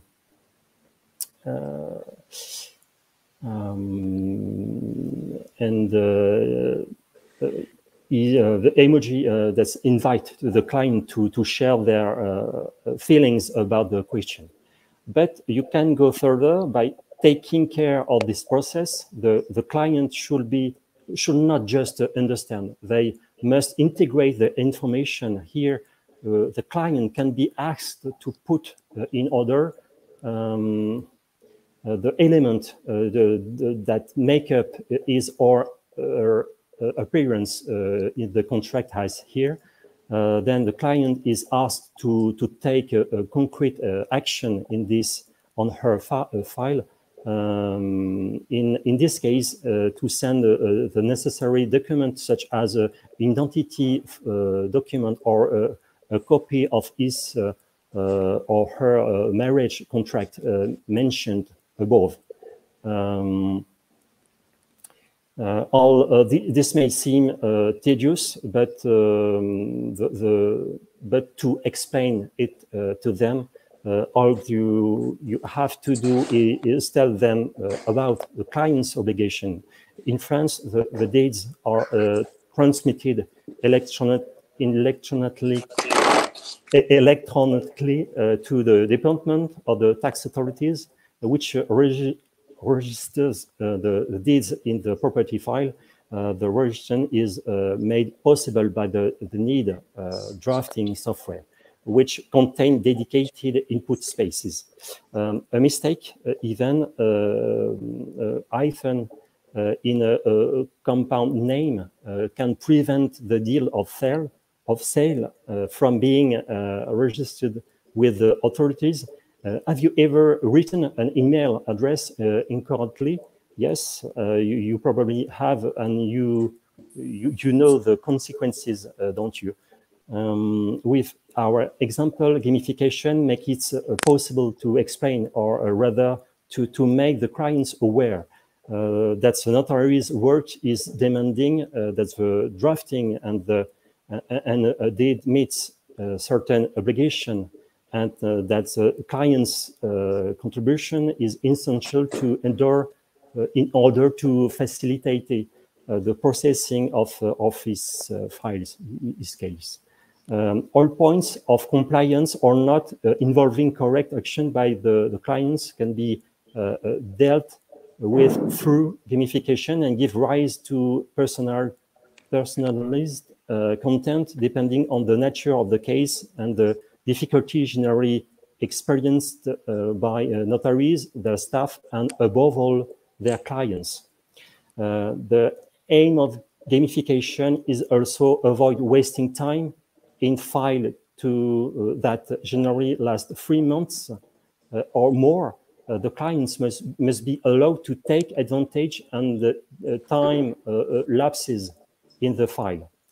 Indeed, when the preliminary sale agreement is signed, the notary in charge of the file must request document from the administration that will enable him to draw up the final deed of sale in compliance with the law.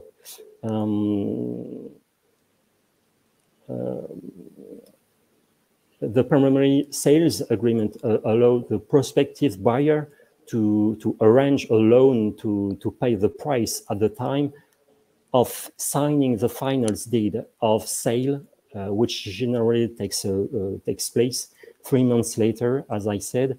In reality, with the deadlines are not sufficiently exploited by the client during the file, and this is what generally happens as the deadline foreseeing the deed of the sale approaches about 15 days before, the client contact the notary clerk and ask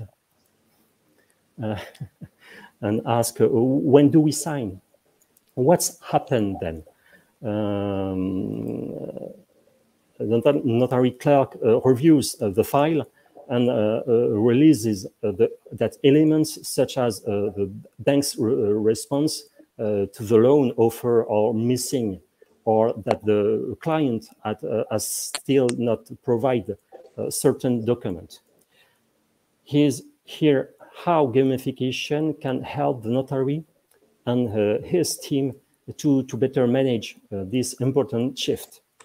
In the dedicated space, the client should keep an overview of the processing scheme of his file and the key steps without waiting until 15 days before the closing date. A reminder can be sent several weeks before the final stretch to find out where his loan file is at, for example, to introduce the subject of the loan offer, a video or a simple illustrated photo of the notary assistant can be designed to draw attention to the key stages. This can be followed by the sequence of steps to be put in the right order. Alternatively, it's possible. We can present the client with a text to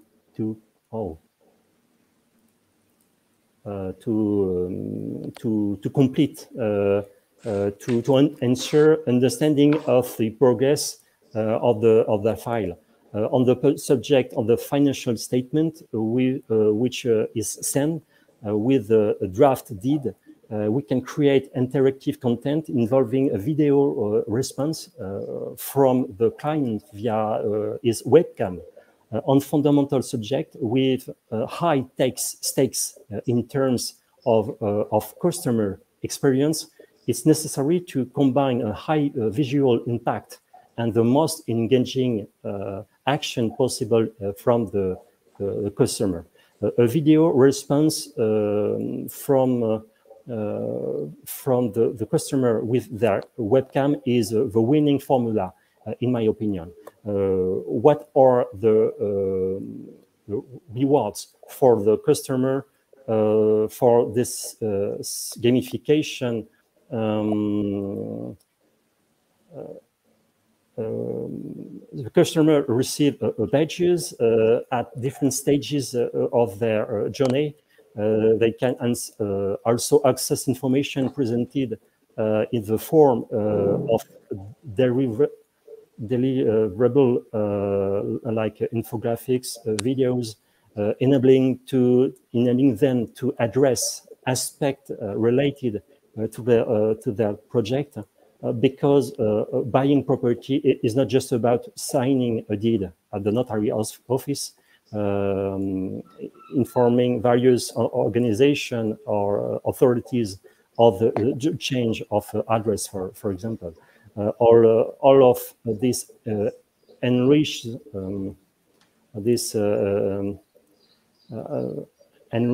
the customer experience. But the most important things for the later is that the client will have lasting memories of his project and of having acted as a person is in his project, which have been carried out in conditions that are unparalleled by any other colleague. As a souvenir, this take the form of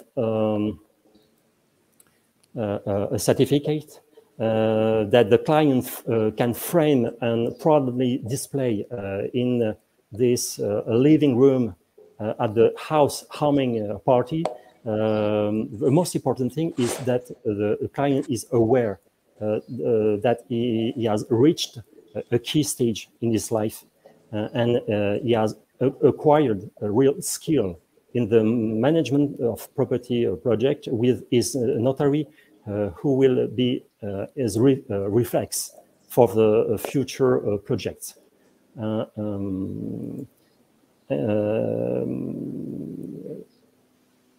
Clients can enjoy and collaborate without mutual tension with their notaries and their team. And thank you for attention. A big thank you, and thank you for your. Oh, sorry. For your vote. One day or another, you will have to go to a notary to buy a property, get married, give to help or pass on assets or protect your parents. Signing at the notary's office, it can be fun. Yes, it can be if you vote for us. Long life gamification, long life innovation, even for notary. Thank you. Thank you so much. Well done to the Francophone team, the French team. Wow, that was a really, really advanced solution you got to prepare. You got to present. And I want to congratulate you, Christophe, and Monique for your work. Wow, that is really amazing. How did you like it? Let me know in the chat. How did you like this presentation? What did you like about it?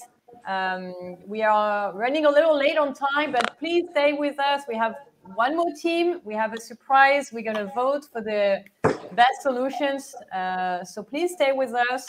If you have to go, you will be able to watch the replay, but live is always so much better. So please stay engaged with us. I'm going to ask everybody to give their feedback to Christophe and Monique.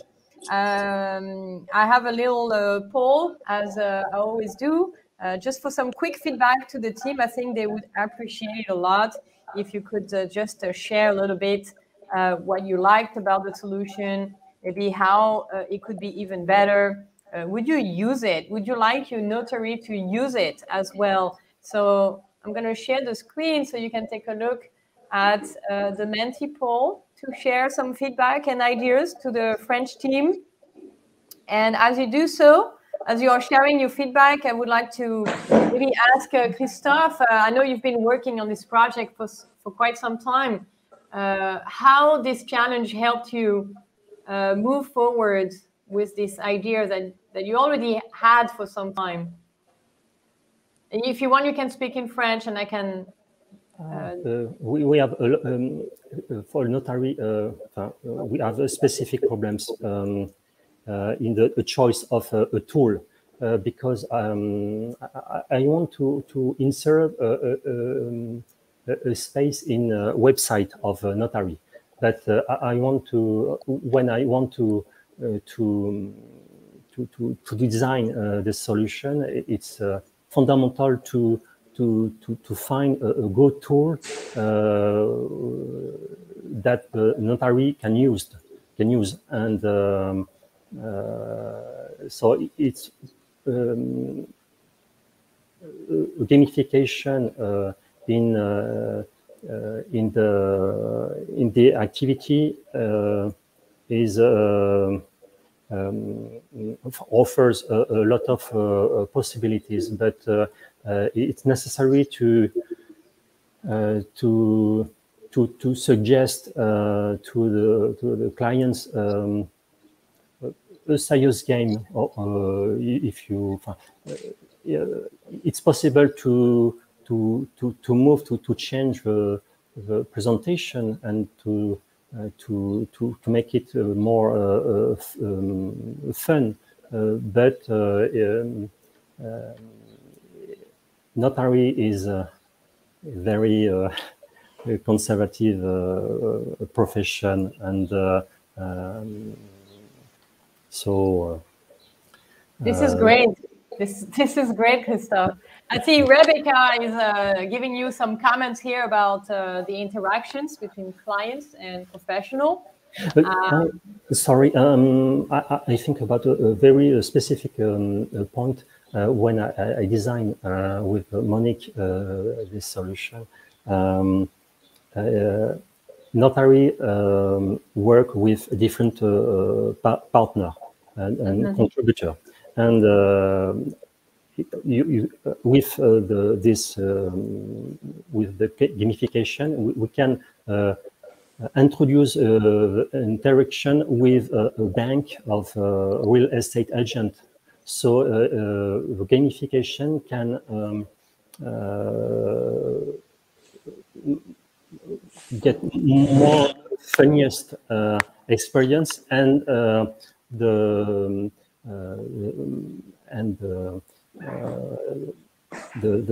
image of notaries is more sexy. So with all the contributor. So it's important to respect the secret, professional secret, but we can introduce other actors in this game. Well, thank you so much. Thank you, Christophe. Thank you, Monique. Thank you. We're going to have to let you go because we're a bit over time here, but I want to congratulate you. This great feedback here for you in the Mentiple, which I'm going to share with everybody else. But the client user experience in law really needs an upgrade with all of the technologies that are available, with so many tools. I think this is a really important thing, and it's not an easy thing to do for notaries when there's so much regulations and compliance. So well done. This is a game changer for notaries. The audience says, well done, Christophe. Well done, Monique. And we look forward to supporting you, continuing to implement this solution and get to test it. We're going to have one more team, and let's continue.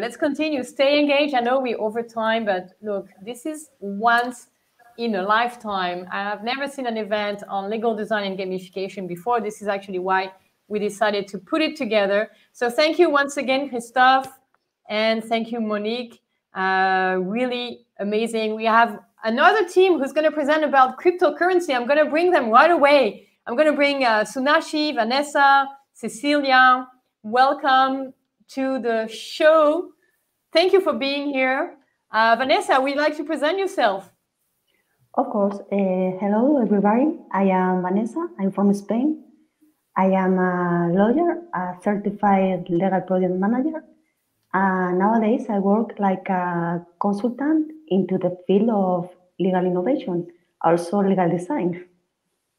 Thanks, Vanessa, for being here. Cecilia. Thank you. Hi, everyone. Wow, another great challenge. Congrats to all the Academy members. Yes, it's a great job. Well, let me introduce myself. My name is Cecilia Ferrari. I'm from Buenos Aires, Argentina. I received my law degree from the UBA Law School 24 years ago. I am a business lawyer since then. I have a law boutique firm. I started my way in the legal design 2 years ago because I really believe that is the tool to reach my goals. That's to make law simple and understandable by all. Few words, I'm a true believer. This is great. Thanks, Vanessa. Sunashi, would you like to present yourself as well, please? Yes, Tessa, thank you very much. Hi, everybody. Congratulations to all the teams. Excellent ideas and projects presented today. Well, I am Sunashi Altamirano. I am a Mexican lawyer, a Mexican business lawyer, actually, also an appraiser and a mediator. I am interested in legal design as a means to improve legal services for my clients and users. And this is my first challenge and the Academy, and I'm very happy about it. Thank you so much, Sunashi, for being here. So let's discover your presentation. If one of you want to share the screen, I'm going to bring it to the show. And yes, Cecilia. Yes. Oh, let me see. Yeah, you can share your screen, and I'm going to bring it to the front. Yes. And can't wait to see this cryptocurrency solution. Nonopa is already excited for it. Just a minute. Sure. I hope everybody is enjoying this event, getting a lot of inspiration, a lot of new ideas. If you girls need some help, I can share the screen. You send me the link. I can do that for you if it can be helpful. All right, everybody. We're about to start with the last team and not the least. And by the way, as we are waiting for everybody to share the screen, visit legalcreative.com to send me the link. I'm going to help you. Yeah. Send me the link wherever you want, wherever is easy for you. I'm going to help you. Yes. All right. All right, we're going to get started. Yes, but I'm just sharing my screen. You don't see it? No, I don't see it. No? Okay, so. Oh, wait. Here, I see. What is this? I see something. Yes, perfect. It works. Okay. Here we are. Perfect. And you see now? Yes. Yes, going to it. Perfect. Now everything works. Yes. Wow, yeah. Fantastic. We couldn't miss it. It looks so great. Yes. Can fail, so fail. Wow. Well, let's go to the, yes, here we are. Sunashi? Yes. Can you put the next slide, please? Yes. Okay. Well, we all know that there are many ideas and some myths around new technologies, and blockchain and cryptocurrencies are not the exception. And well, the purpose of this challenge is to focus on making a joyful and interesting gamification experience as an end of a course about blockchain and cryptocurrency for lawyers who want to know real information about these topics. And put the next one, please. Yes. Oh. And well, first of all, we have to get to know how to make this challenge work for the purposes we decided for. And first of all, we have to understand the challenge situation and who are the stakeholders also. And then we have to design the map and get to know who our users would be. Once we know about that, we might decide to design some prototype solutions and see how this works, testing them with users, and also get feedback from them, from those users, make the addition and changes necessary, and eventually also vet these prototypes also. And the next one, please. Yes. Well, given that some of the ideas and these topics of blockchain and cryptocurrencies are not always very easy to address, well, more than ever, we need to create a gamification experience that be game-centered, useful, usable, that the user or gamer really wants to play it and to engage in it, and also to measure the knowledge acquired by those users, which whose purposes in the end is to learn about these technologies, right? So Vanessa is continuing with the definition of this gamer or user, which is the center of the challenge. Yes, thank you, Sunasi.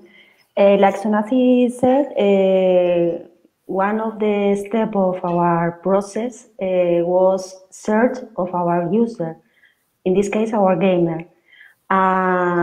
This game is thinking, we thought it had to be a part of a training, of course, so of a training for lawyers, only for lawyers. So our gamer in this case is a lawyer, male or female, of course, between 25 or 50 years old. Our goal is a lawyer interested in innovation and legal tech, because we think now it is a very popular field, and we need to know as lawyers to be informed about these technologies and these things. And our fear of our gamer, of our user, is to be misinformed or updated in legal field, because nowadays legal tech is so huge, it's a big field, and you perhaps you could be misinformed or outdated, of course.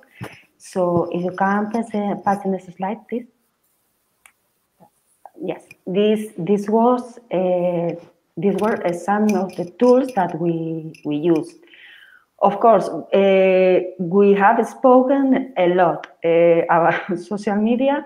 We use Telegram, we use WhatsApp, and we use Zoom, and we were so merged like a team, and we were also speaking a lot, and we have a lot of support for ourselves. The other tools that we use, of course, the slide, please. Well, yes. First of that, we were thinking and we were exploring another tools, but finally we only use these ones. We use Genially, Quizzes, and Kahoot for the prototypes that we are going to show you. And we used of course, Canvas to make this pretty presentation that you are seeing. And we use Typeform to make the UX research. And I think we used Platicon for the stickers and some images that you are going to see. And these are our 3 prototypes. Of course, we did 3 prototypes, each of them with one different tool. 2 of them, the Kahoot and the Quizzes, is a quiz type, and the Genially is a breakout. Of course, I'm going to speak you only a little bit about the Genially. It's the first prototype that we're working on, and the 3 prototypes are great. The Genially is a good prototype, but we think it was too long for this challenge, and we needed a more game-centered experience, and it doesn't match on this challenge. So I think Sunasi now can explain a little bit more about the Kahoot. That is the second prototype that we use. Yes, thank you, Vanessa. I'm sorry about the barking.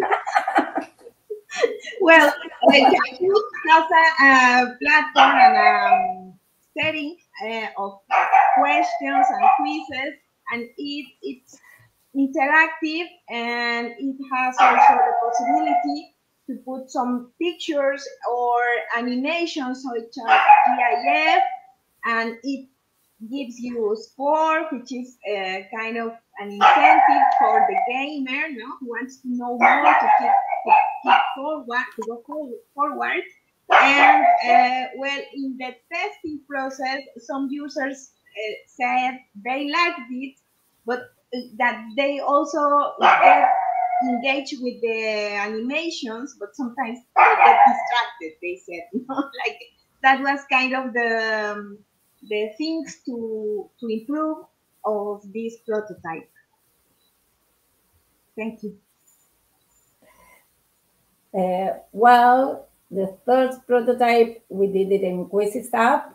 Quizzes is an app designed for educational issues. It's very simple and intuitive to design a gamification experience.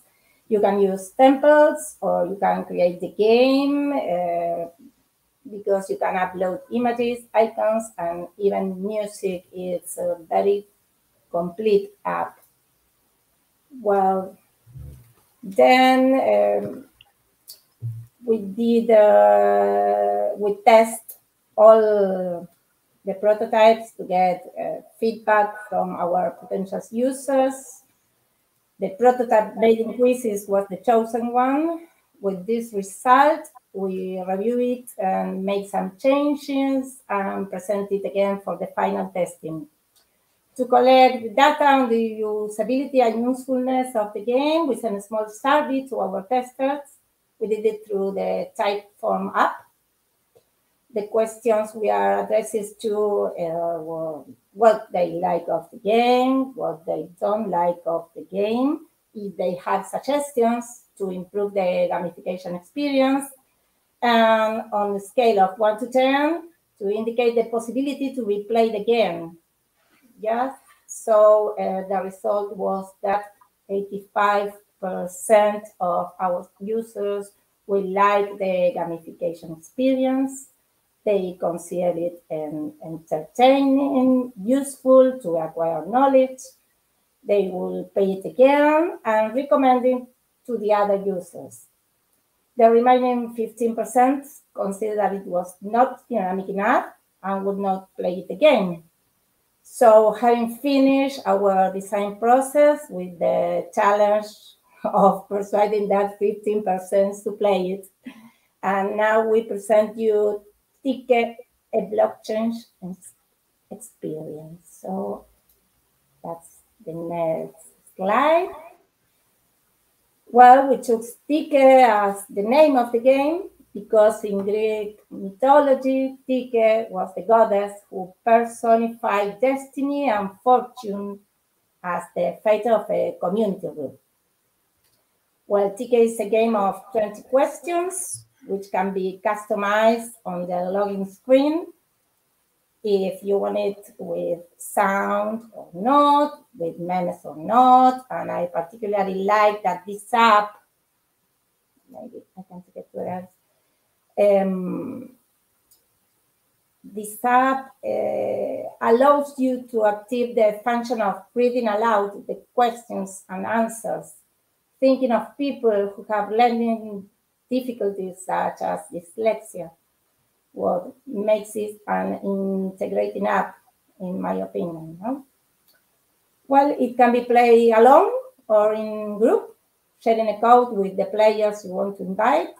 It takes approximately 30 seconds to play, has a system of inheritance, which allows you, for example, to double the score or eliminate one of the wrong answers, among other things. It also gives you the possibility, if you make a mistake, to answer a redemption question and continue to score points for the podium. So we believe that Ticket is a game that fulfills the function for what it was designed. That is, measure the knowledge acquired in the course. So if you want to, thank you for all. We want to well, I have to take this, and this is Ticket. This is the first screen. Here you can customize. You have the function. Oh, sorry, the game is in Spanish because it's for course in Spanish. You can turn on memes or off the memes. Here you are the potentials. And if you want to see it, I take a while.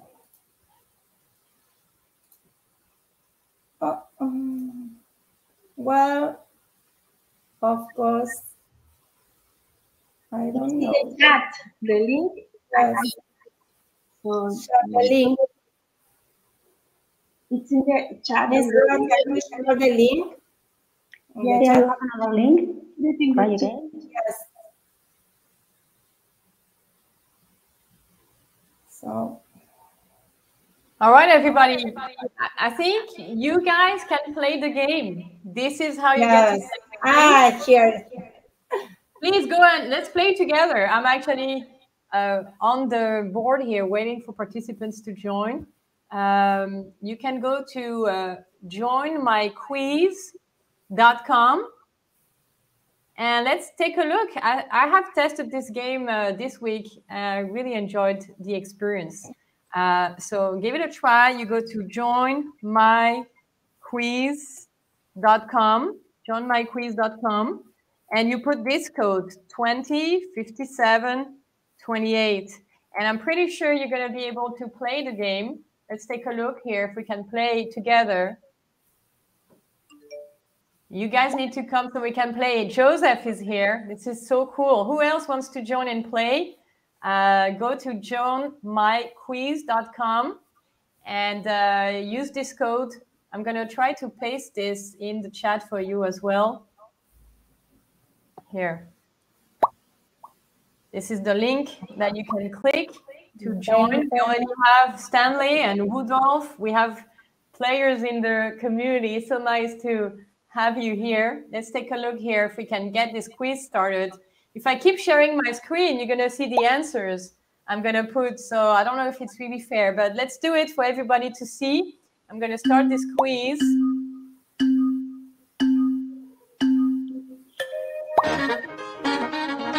All right, so we have a leaderboard and the questions here. So let's take a look here. The name of the first cryptocurrency. I don't know why. How is it here? I don't know. I don't know how it's working, but apparently Cecilia is doing way better than I am. I don't know why I cannot click, but you get the answer. You get the idea. You're clicking those boxes, and it's an education tool for you to know a little bit more about cryptocurrency. All right, there's quite a lot of questions you girls have prepared. This is great. Is there anything else you want me to do? Thank you, Tessa. You're welcome. You're welcome.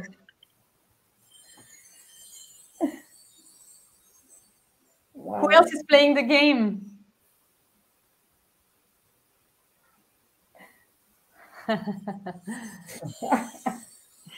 I'm going to share the screen again so you can continue your presentation.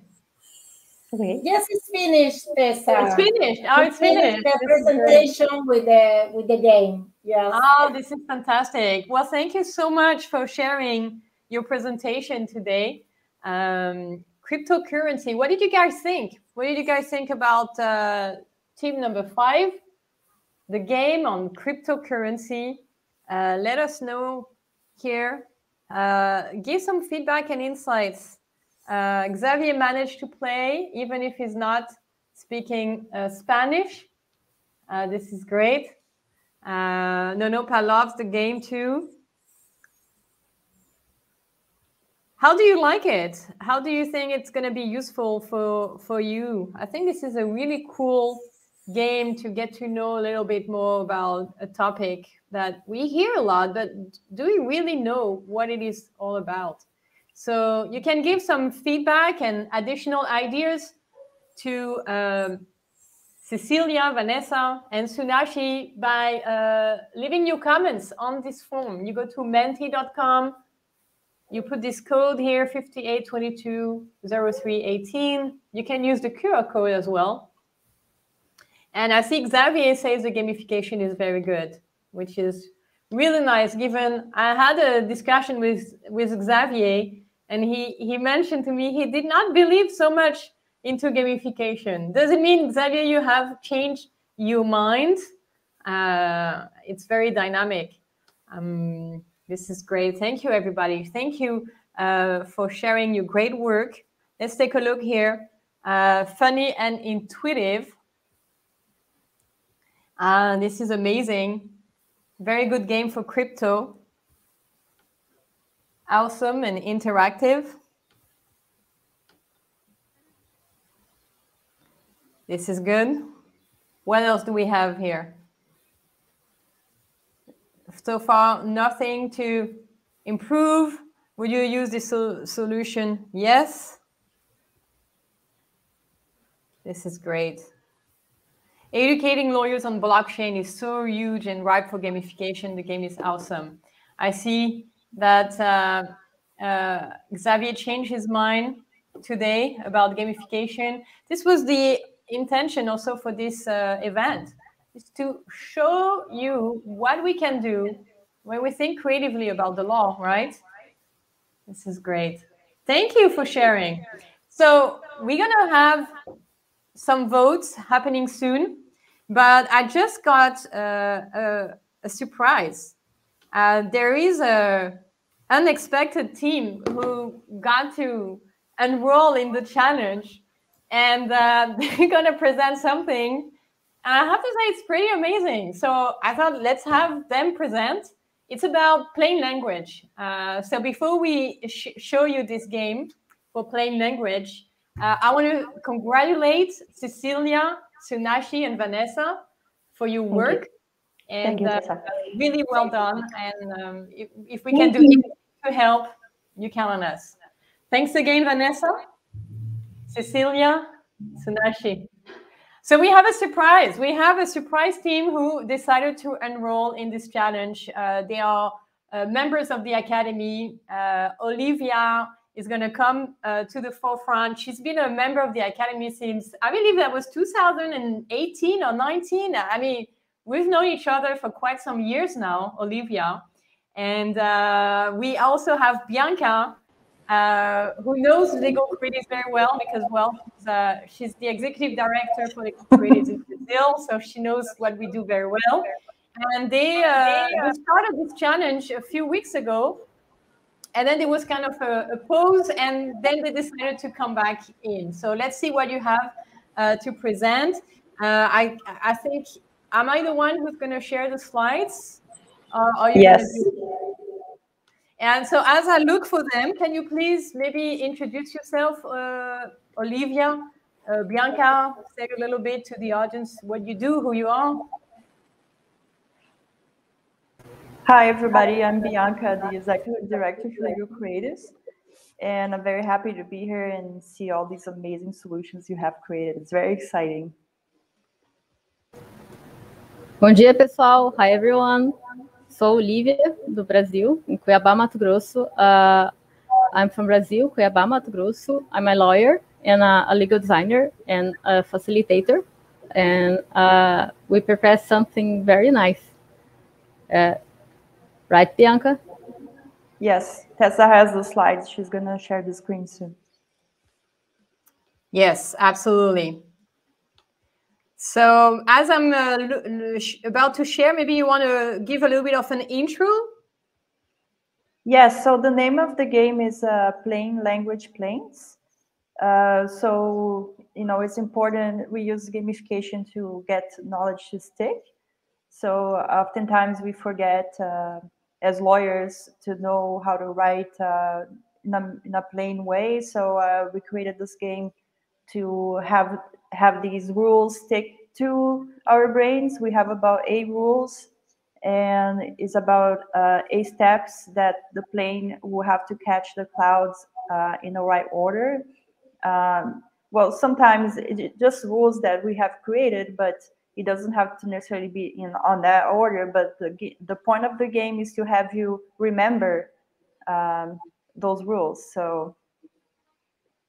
All right, so I'll let you present. This is the last team I think you won't be disappointed. So let's take a look at what Olivia and Bianca created for the gamification challenge.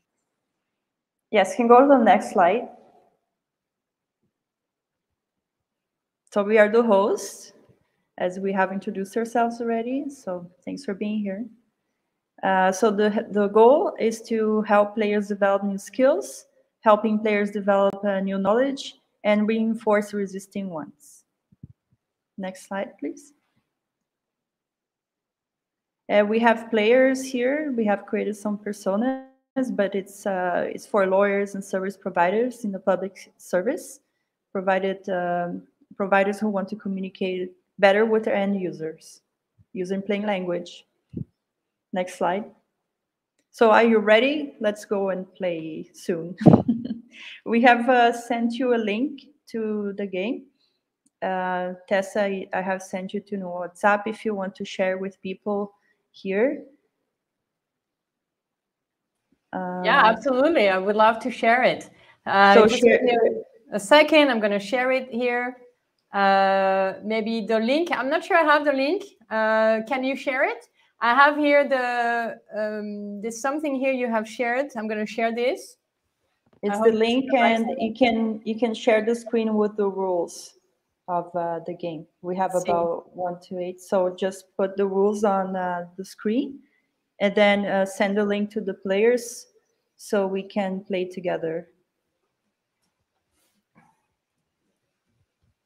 So I'm going to just show here this. The link, please, can you put it in the chat, the link, please? That would be super amazing. I think, oh, it's this link, World Wall. Yeah. All right, let me share it. Let me share. Here the link, let's play. So you have the link. I'm going to also show it to you all. Let's play this Planes Play. Planes Play. You have the link in the chat right here, World Wall. I'm going to share the screen to show you what it looks like when you enter this game. All right. This is the plain language game. You're going to start, and you're going to start this game, okay? And I'm going to share the other screen to show you the rules. So the game is in Portuguese, but passo means step. So which is the first step, which is the second, which is the third, and so on. So the plane will have to navigate, and the words will come up, and we have to catch the right clouds. But it's in Portuguese, so can be a little bit of a challenge here. I will be translating live for you as the questions come up. Tessa, could you share the rules as well? See, here are the rules. People, if everyone who's playing right now wants to take a print screen of this, so you can have it beside, because we're gonna be playing the game together as well. So please take a print screen of the rules.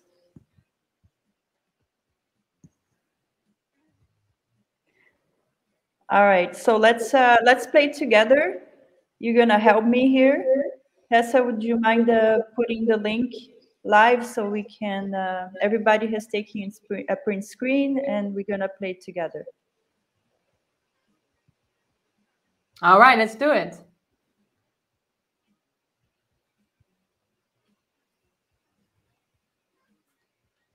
All right, so here's the screen. Yes. We have to find like I use acronyms. Did I explain what they mean? So which step is that, explaining acronyms?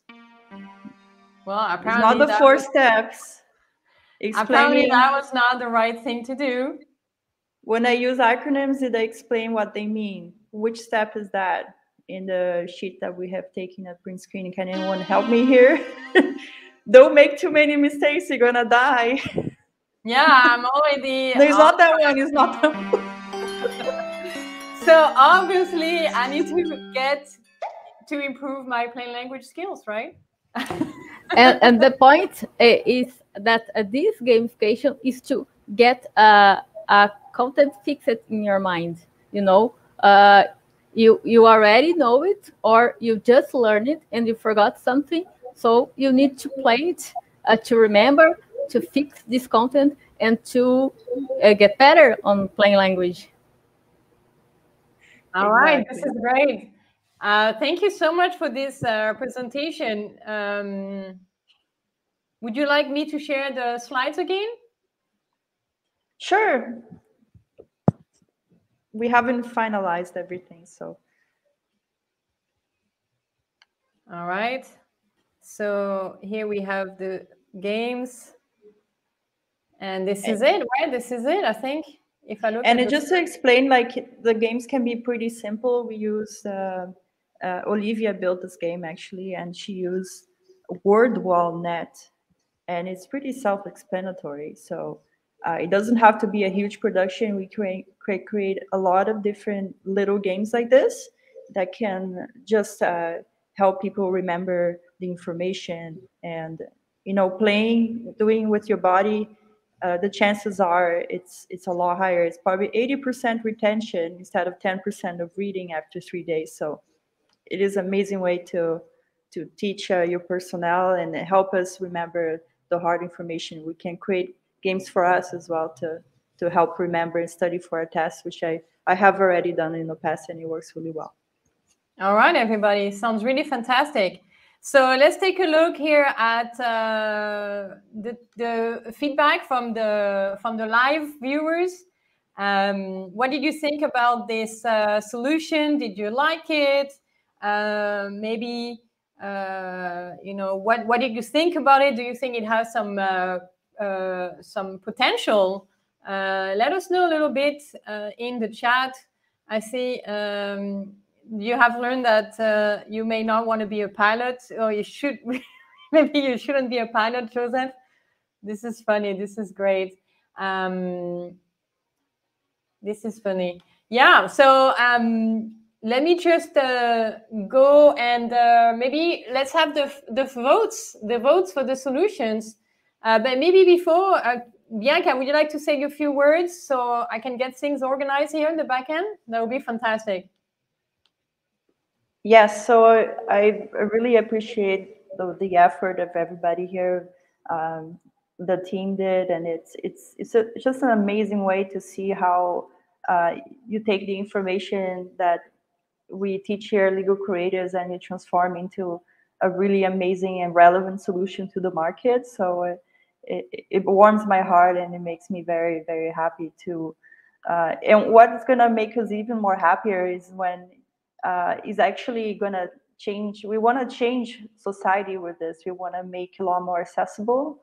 We want people to remember the information, to comply and to obey. But it's not just making law complicated, hard to understand that people are going to comply and obey and not go to jail. You know, we need to give people a chance, you know, to actually understand and live it. So we're not getting ourselves into trouble. We're not going to bankruptcy because we didn't know a few legal terms. So there's a huge amount of work to be done, and we need to stick together. And this is the proof of when people come together, we can create such an amazing solution for the world. So congratulations to all of you.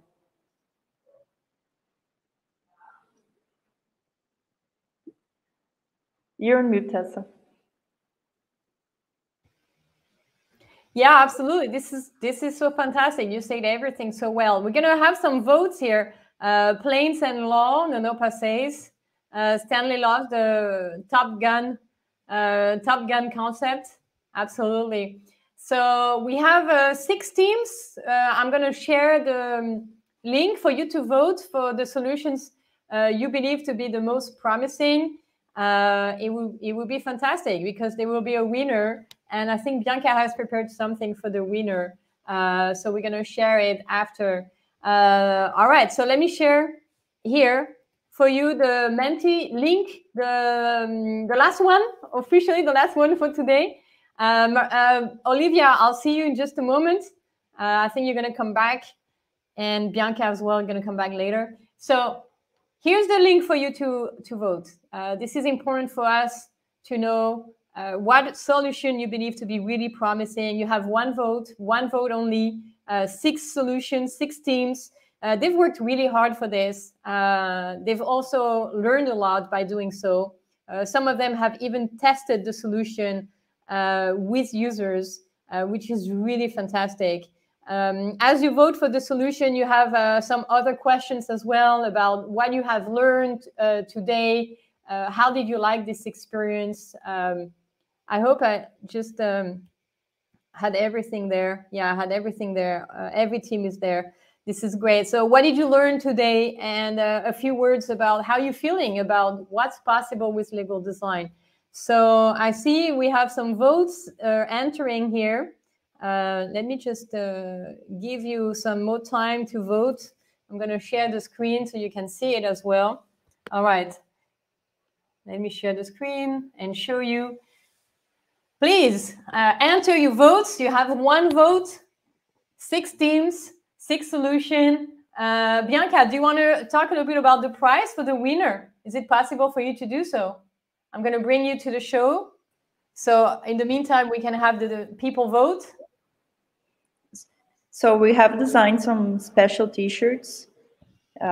We got inspired by our cool Zoom backgrounds, and I thought, well, maybe we can use it to congratulate you, to have something really special. If Tessa, if you don't mind, yes, perfect.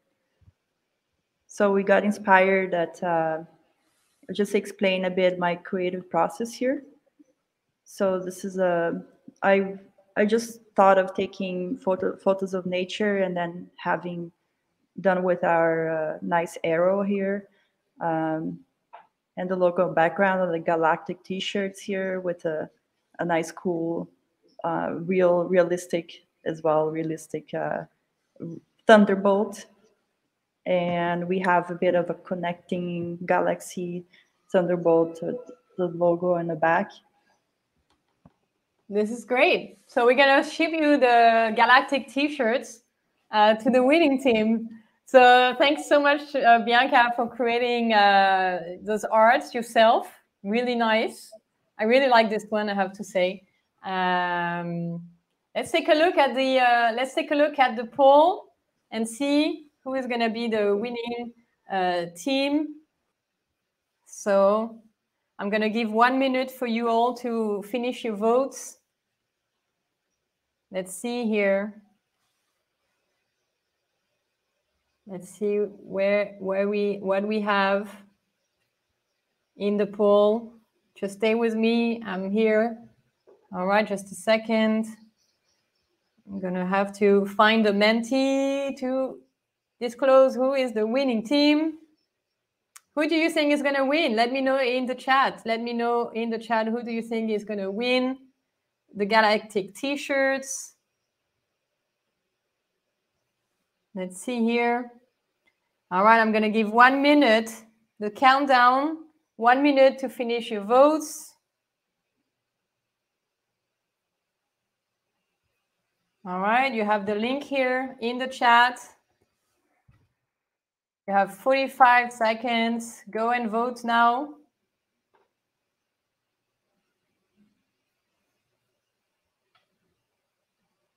Ta-da-da-da.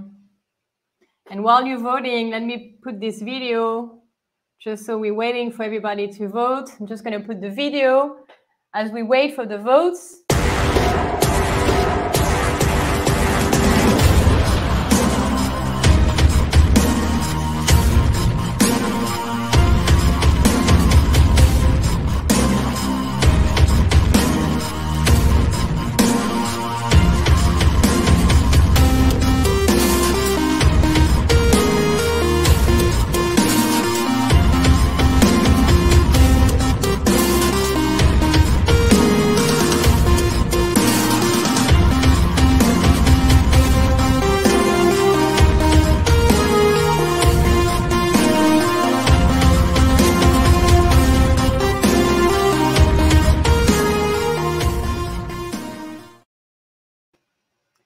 And we have a winner.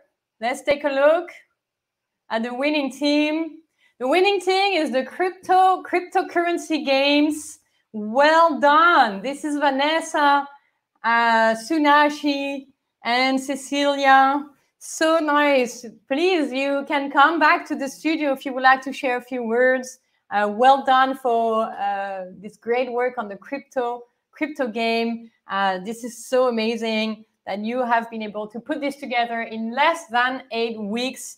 You have been learning so much today. You've really loved the engagement of the community. Many things, but gamification is key. You have also seen so much variety in the solutions provided as well, going out of your comfort zone. The importance of getting real with users, getting real tests with users. I see Vanessa has joined the studio. I'm going to bring her to the front. Hey, Vanessa. Hello everybody. Would you like to say a few words about Yes, I am very happy. I am surprised because all the projects were great. And of course, I am very happy. I have no words to say. Thank you very much to you, Tessa, to Legal Creatives for this choice and this challenge, and to all the community and all the people that have support us. This was very fun, of course, for all of us, for Cecilia, Sunasi, and for me. It was great for us, and we have learned a lot with this challenge. We use a lot of tools, we discover a lot of things, and we know that gamification is a good way to make a better law, a better way. Do you hear me? Yeah, I'm here, but my camera has some. You're frozen. Yeah, you're but I'm frozen here. now. I'm here. I don't know Of what. course. I think there's too many windows open here, but I'm here. Okay, I am so happy.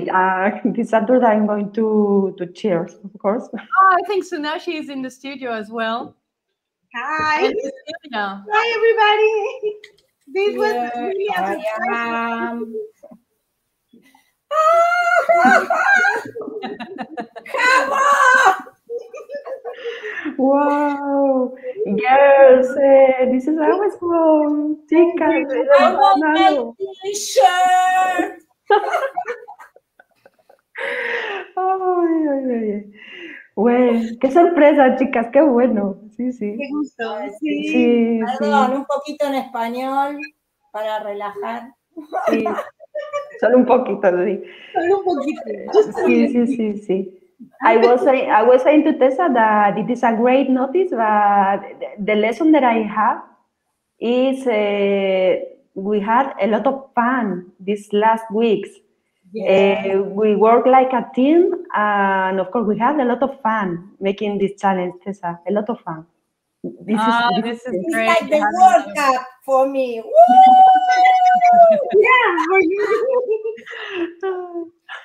This is so amazing. Well done, girls. Well done for the crypto game. It's so amazing.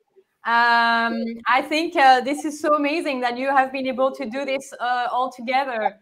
And well done for the great work. People really love the event.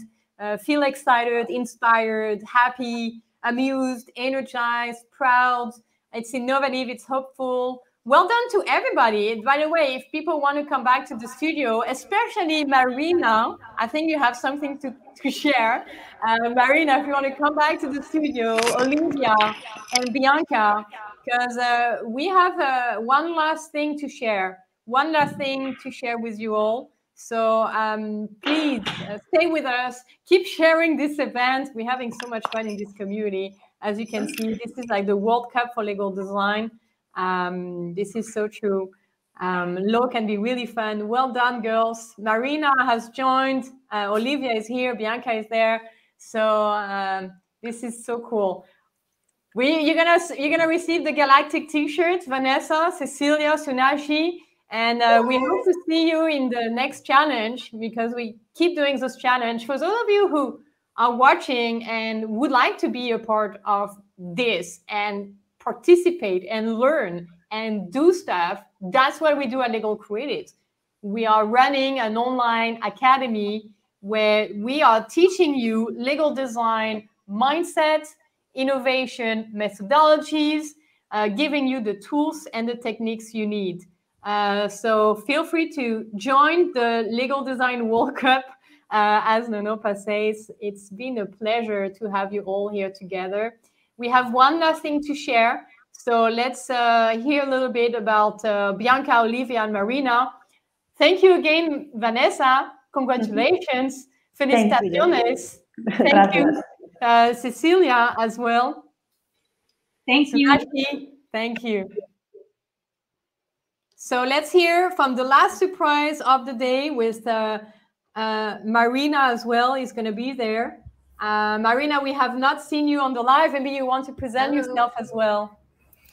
Hello, everyone. I'm Marina from Brazil, and I'm a legal designer at Legal Creatives. I'm going to share my screen to show you guys what we have prepared for you.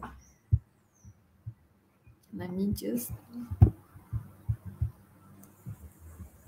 Yeah, I'm sharing. Can you see? No, okay. So maybe Olivia can begin to talk about what idea we had. Okay. Hi, everybody. Let me see. When I started with Bianca too, thinking about a game, Bianca said, oh, we need to do something for Legal Creatives Academy too. Can you help us? I said, okay, sure. It's going to be fun, and I'm very excited to start. And then we came with this, how to improve the engagement of Legal Creatives Academy participants. That's the great point that we started. And then our main goal was increase member participation as well as collaboration among the community. We know that sometimes we get a bit lost on how to collaborate, how to engage, how to participate. So we have so many things at Legal Creatives Academy. We have a learning series, we have community, we have master classes, we have lives, we have challenges as this one that was amazing, and we have certifications. So how can we improve the collaboration at the community? So we started at first talking with Bianca. I started talking with Bianca and talking with Tessa to learn about Legal Creatives, all the history, all their journey. And then I made first a mind map. It was a big one, a crazy one. And I started to put some information to get more insight. And then it was the first prototype. The second prototype, I made like an infographic at Canva. So I mapped some members' journey that they could interact, collaborate, do challenges, and collaborate again, and interact again. So us, not them, we could communicate, could collaborate, could help each other. How can I say?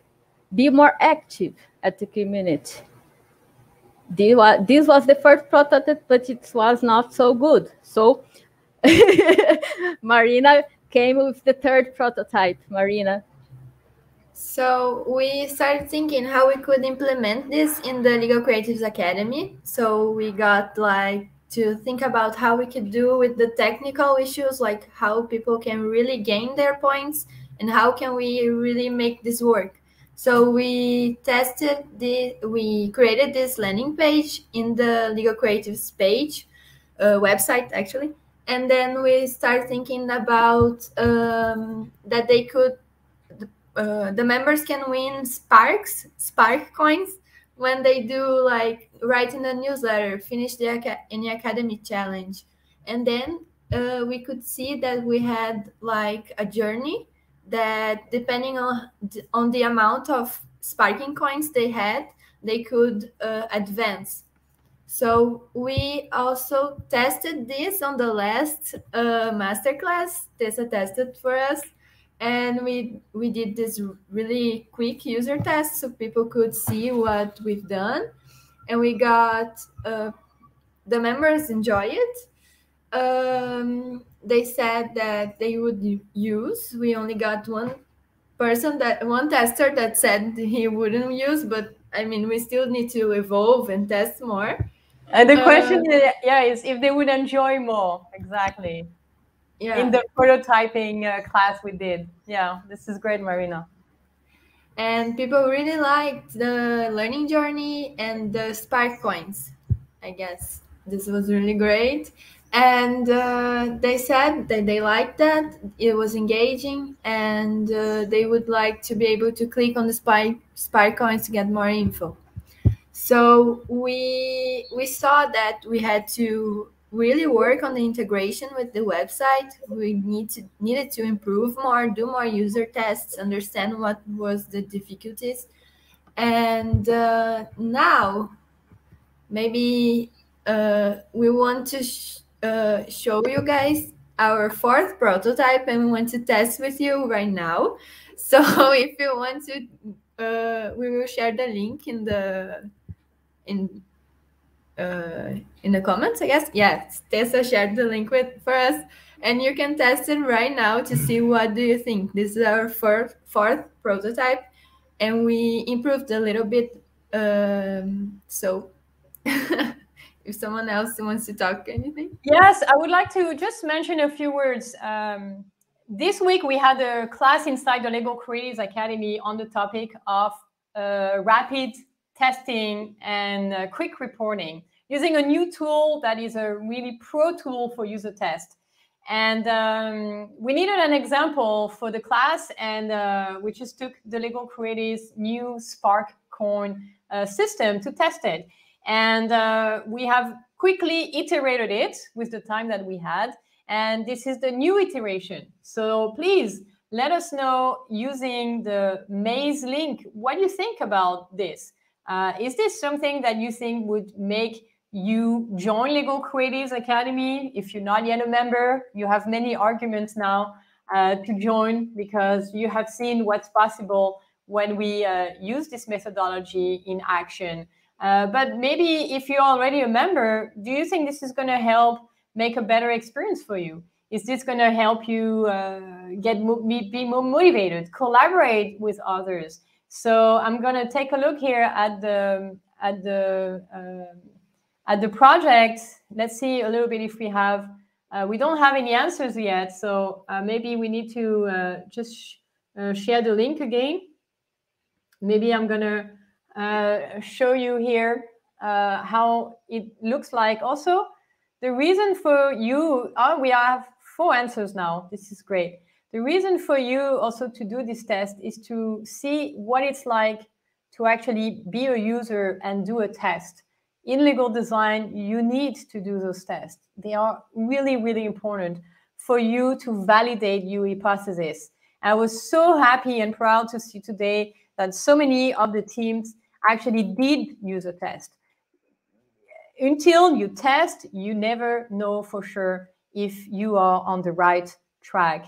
So here, let's take a look at the user test tool that we are using. That is maze.co. You have the special link, so you can do it. I see Cecilia just did the survey. This is great.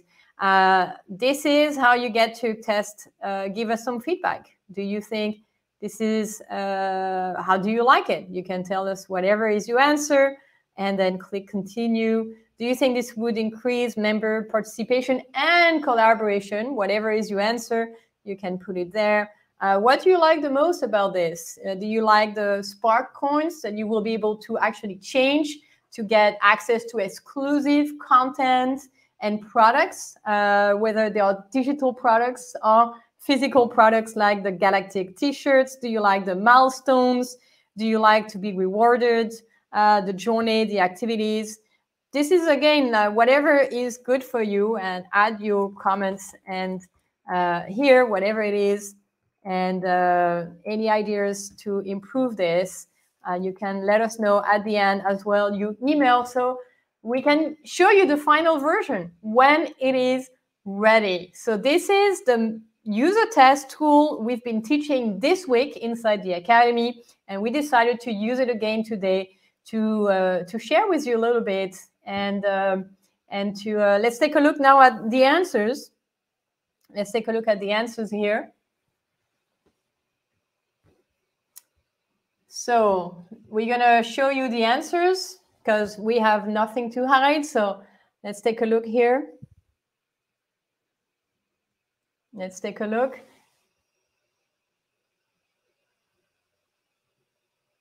Oh, this is not the right screen.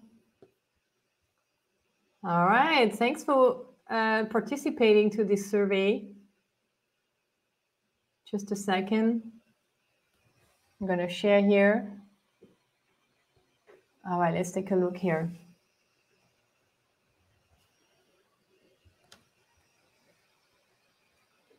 Here it is. No, it's still not the right one. I'm going to close it. So at least I have too many windows there. All right, this is the last time. Last try. Stay with us. Let's take a look here. All right, I think now you can see it. All right, so you have said that you think this journey, you kind of like it or find it awesome. Do you think it's going to increase participation, collaboration? All of you have said yes. What do you like the most? The journey. And then everything else is kind of a tie, huh? The spark coins, the milestones, the rewards, the activities, but you like the journey. Is there anything that you don't understand, don't like? All clear? Do you need to have 1,000 spark to be an expert? This is a prototype, so we'll see how many spark coins you need to have.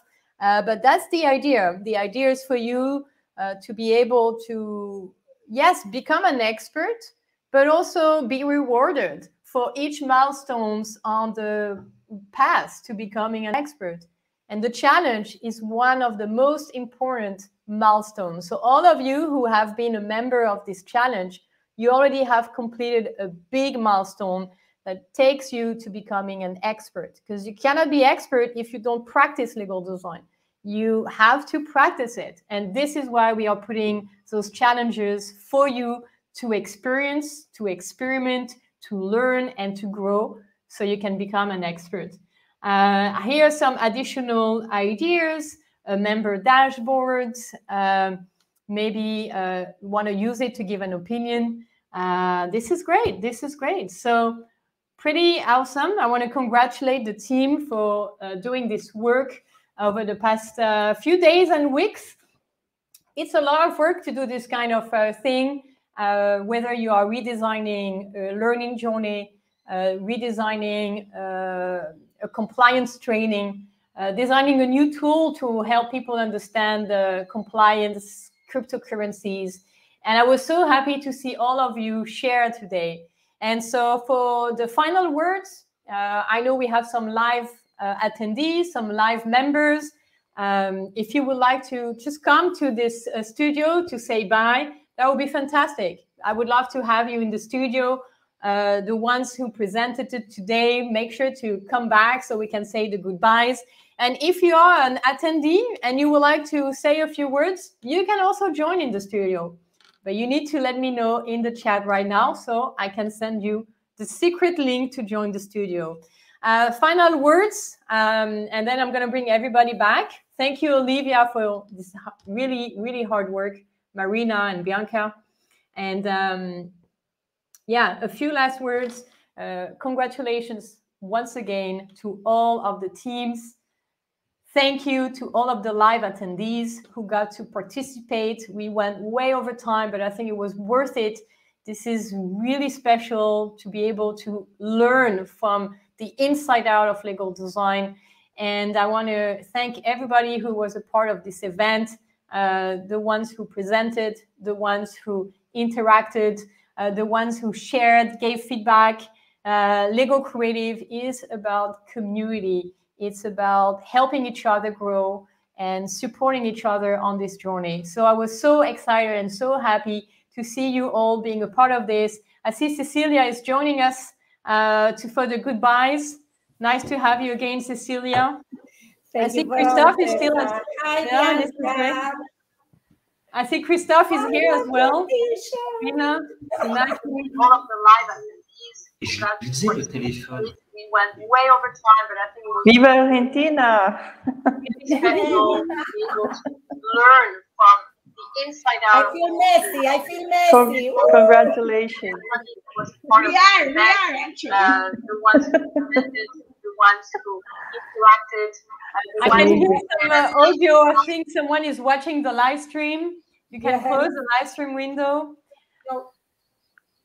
Thank you once again. Thank you once again. If you want to be a part of this amazing community, you are already a part of the community. But if you want to be more active, if you want to learn, if you want to get deep into this, join Lego Creatives Academy, join the certification program. It's a fast track experience for you to learn the methodology, experiment, practice. There's a lot of practice at Lego Creatives. We don't just stay on the surface. We like to go deep because we know this is the only way for you to do this in a professional manner. So what we're really doing here, we're making you a great legal designer. So you can build your own legal design consultancy, have your portfolio ready, show clients what you're capable of doing, test your solutions so you show the metrics as well. So you can be so much more persuasive when you talk to a client, when you have a portfolio, when you have metrics and you have experience, plus a community so you can ask questions, get feedback and help each other on this journey. That's what we do at Lego Creatives, and you are so welcome to join this academy. We don't necessarily have a special offer for you. I think with Lego Creative is just special every day. So, you know, you can just join today and start enjoying all of the great content that is available on the platform. So you can start learning, start interacting and engaging. Also, I want to congratulate once again Marina and Olivia and Bianca for their great work on this gamification experience for Lego Creatives. It's been something I've been wanting to do for some time, but it takes time. So I'm happy you got to find the time and to get to work on this. Based on what we have found, we're going to have a new community platform, which will be open to members, but also to non-members for you to be able to engage, to get to know each other. Of course, members will have exclusive access to the learning platform and the material and special challenges. But at least you can get to interact more with this new community platform we are bringing for you. And this is it. Thank you once again. Congratulations to Vanessa, Sunashi, Cecilia, and to all of the team. It was really phenomenal to have you being a part of this. Tessa, we do have a special offer. We have the access for all for countries that have a currency that is not USD. It's so true. You can join the academy at a discounted price for Brazil. Yeah, for we countries, have 25%. Yeah, for countries who are in, we are using. So here's what we're doing, because we know not everybody in the world has the same currency power. So to balance that, we have a program called Access for All. And we are using the data from the World Bank to know where your country is ranked for GDPD per capita. And we have made a really simple program for you to enjoy the same benefits at a fair or just price, depending on where you are in the world. So those of you who may think, oh, Lego Creative in US dollars is too much, well, you can have a discount. All right, this is great. Thank you for reminding me of this, Bianca. Nonopa is here as well. Thank you, everybody, for being a part of this amazing journey, amazing event. Tell your friends, share this event for them to see the replay. This is going to stay here wherever you watch, on LinkedIn, on YouTube, on Facebook. Share this with your friends. Have conversations about gamification when you go back to work on Monday. This is also a way for you to get inspired, to start making changes. And so what is one thing you're going to implement when you go back on Monday? What is one thing you're going to do differently on Monday? What is one insight you had today that you're going to use and share with your colleagues? Let us know before you leave this chat. It was really amazing to be a part of this. Thank you, Rudolph, for your presentation. Thanks, Rebecca, for watching from Paris, with Xavier as well, not so far in Paris. It was amazing. Thank you, everybody. Let's enjoy the rest of the weekend and this beautiful community. Bye.